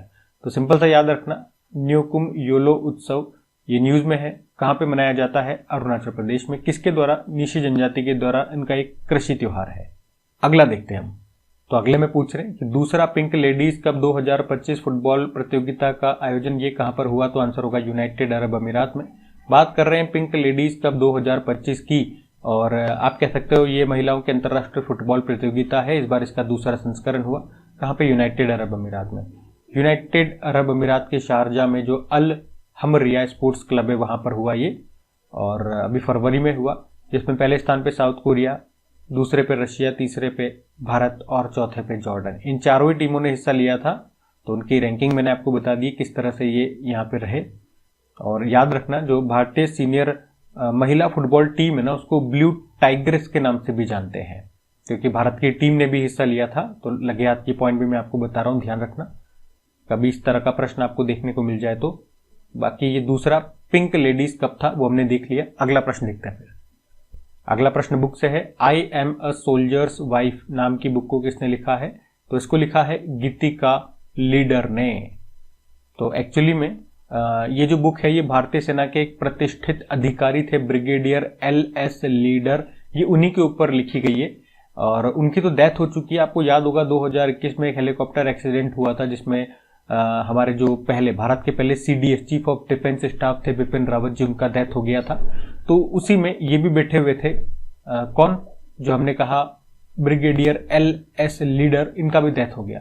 तो अभी उन्हीं की वाइफ ने, जिनका नाम गीतिका लीडर है, उन्होंने उनके ऊपर ये बुक लिखी है। तो बुक का नाम, लेखक का नाम याद रखना। अगला देखते हैं। फिर अगले में पूछ रहे अभी हाल ही में परीक्षण टेस्टिंग की गई स्वदेशी रूप से विकसित नौसेना एंटी-शिप मिसाइल शॉर्टर रेंज की अधिकतम मारक यानी का मारक क्षमता यानी कि रेंज पूछ रहे ये क्या है, तो आंसर हो जाएगा 55 किलोमीटर की। तो अभी भारतीय नौसेना ने DRDO के सहयोग से अभी 25 फरवरी को ही स्वदेशी रूप से विकसित नौसेना anti ship missile short range का भी सफल परीक्षण किया। कहां से? उड़ीसा के चांदीपुर टेस्ट फायरिंग रेंज से। और इसे भारतीय नौसेना के सी किंग MK-42B हेलीकॉप्टर से दागा गया। और ये देश की पहली स्वदेशी रूप से विकसित वायु प्रक्षेपित एंटी शिप मिसाइल सिस्टम है जो कि समुद्र की लहरों से ऊपर उड़ते हुए अपने लक्ष्य को वार करने में सक्षम। ये जो मिसाइल है ये फायर एंड फॉरगेट और मैन इन लूप विशेषताओं से लैस है। आपको बता, फायर एंड फॉरगेट का मतलब जैसे कि यहाँ पे आपका लक्ष्य है, आपने यहाँ से मिसाइल को उस लक्ष्य को टारगेट करके छोड़ दिया। अब आपने मिसाइल छोड़ दिया, अब आपका लक्ष्य उठ करके यहाँ आ जाता है, तो ये अपने आप उसको फॉलो करते हुए अपना पाथ चेंज कर लेगी और तब तक करती रहेगी जब तक कि उसे फोड़ ना दे। ये लक्ष्य कितना ही चेंज करता रहे, मतलब यहाँ से उठ के यहाँ आ जाए आपका टारगेट, ये भी चेंज कर लेगी अपनी डायरेक्शन और उसको फोड़ के ही मानेगी। ये तो बात हो गई फायर एंड फॉरगेट की बात, ठीक है। मैन इन लूप मतलब क्या होता है? मान लो आपने मिसाइल को यहाँ से दाग दिया, आपको लगा कि ये आपका लक्ष्य है, लेकिन 5 मिनट बाद आपको फोन आता है कि नहीं वो हमारा लक्ष्य नहीं है, हमारा लक्ष्य तो ये है, ठीक है। लेकिन आपने लक्ष्य तो इसको सेट कर दिया और ये तो इसको फोड़ के मानेगी। लेकिन इसमें एक दूसरा फंक्शन भी है, एक दूसरी विशेषता भी है, मैन इन लूप। इसको आप छोड़ने के बाद भी कंट्रोल कर सकते हो। जैसे कि मिसाइल यहां तक पहुंची, फूटने वाली है, आप इसको सिग्नल दे दोगे कि भाई वो लक्ष्य नहीं है, लक्ष्य यहां पर है, तो ये फिर बीच रास्ते में भी अपना रास्ता चेंज कर सकती है। मतलब आप इसको छोड़ने के बाद भी कंट्रोल कर सकते हो, ये कहने वाली बात हो गई। इसकी स्पीड 0.8 किलोमीटर है। 0.8 है मतलब 1 से कम है तो सबसोनिक, हमने कहा था ना 1.5, तो 1 से कम सबसोनिक, और 1 से ज्यादा हो जाएगी, 5 से कम हो जाएगी तो सुपरसोनिक, और 5 से ज्यादा होगी तो हाइपरसोनिक। और इसकी रेंज कितनी है? 55 किलोमीटर है। इसका निर्माण कौन कर रहा है? Adani defence and aerospace companies का मिलकर के निर्माण कर रहे हैं। फिर अगले में पूछ रहे हैं, एक योजना है, तो यही पूछ रहे हैं अभी किस राज्य सरकार ने स्कूली बच्चों के लिए शिक्षा संजीवनी बीमा योजना नाम से एक दुर्घटना बीमा योजना है जो इसको शुरू किया है। तो आंसर हो जाएगा राजस्थान ने शुरू किया है। तो क्या होगा इसमें? एक तो ये याद रखना, शिक्षा संजीवनी बीमा योजना है, तो शिक्षा से जुड़ी हुई ये संजीवनी योजना है। तो इसमें क्या होगा, सरकारी स्कूलों के जो बच्चे हैं और उनके जो अभिभावक हैं उनका यहाँ पे दुर्घटना बीमा किया जाएगा। 1 लाख रुपए से लेके 1.3 लाख रुपए तक का व्यक्तिगत दुर्घटना बीमा दिया जाएगा।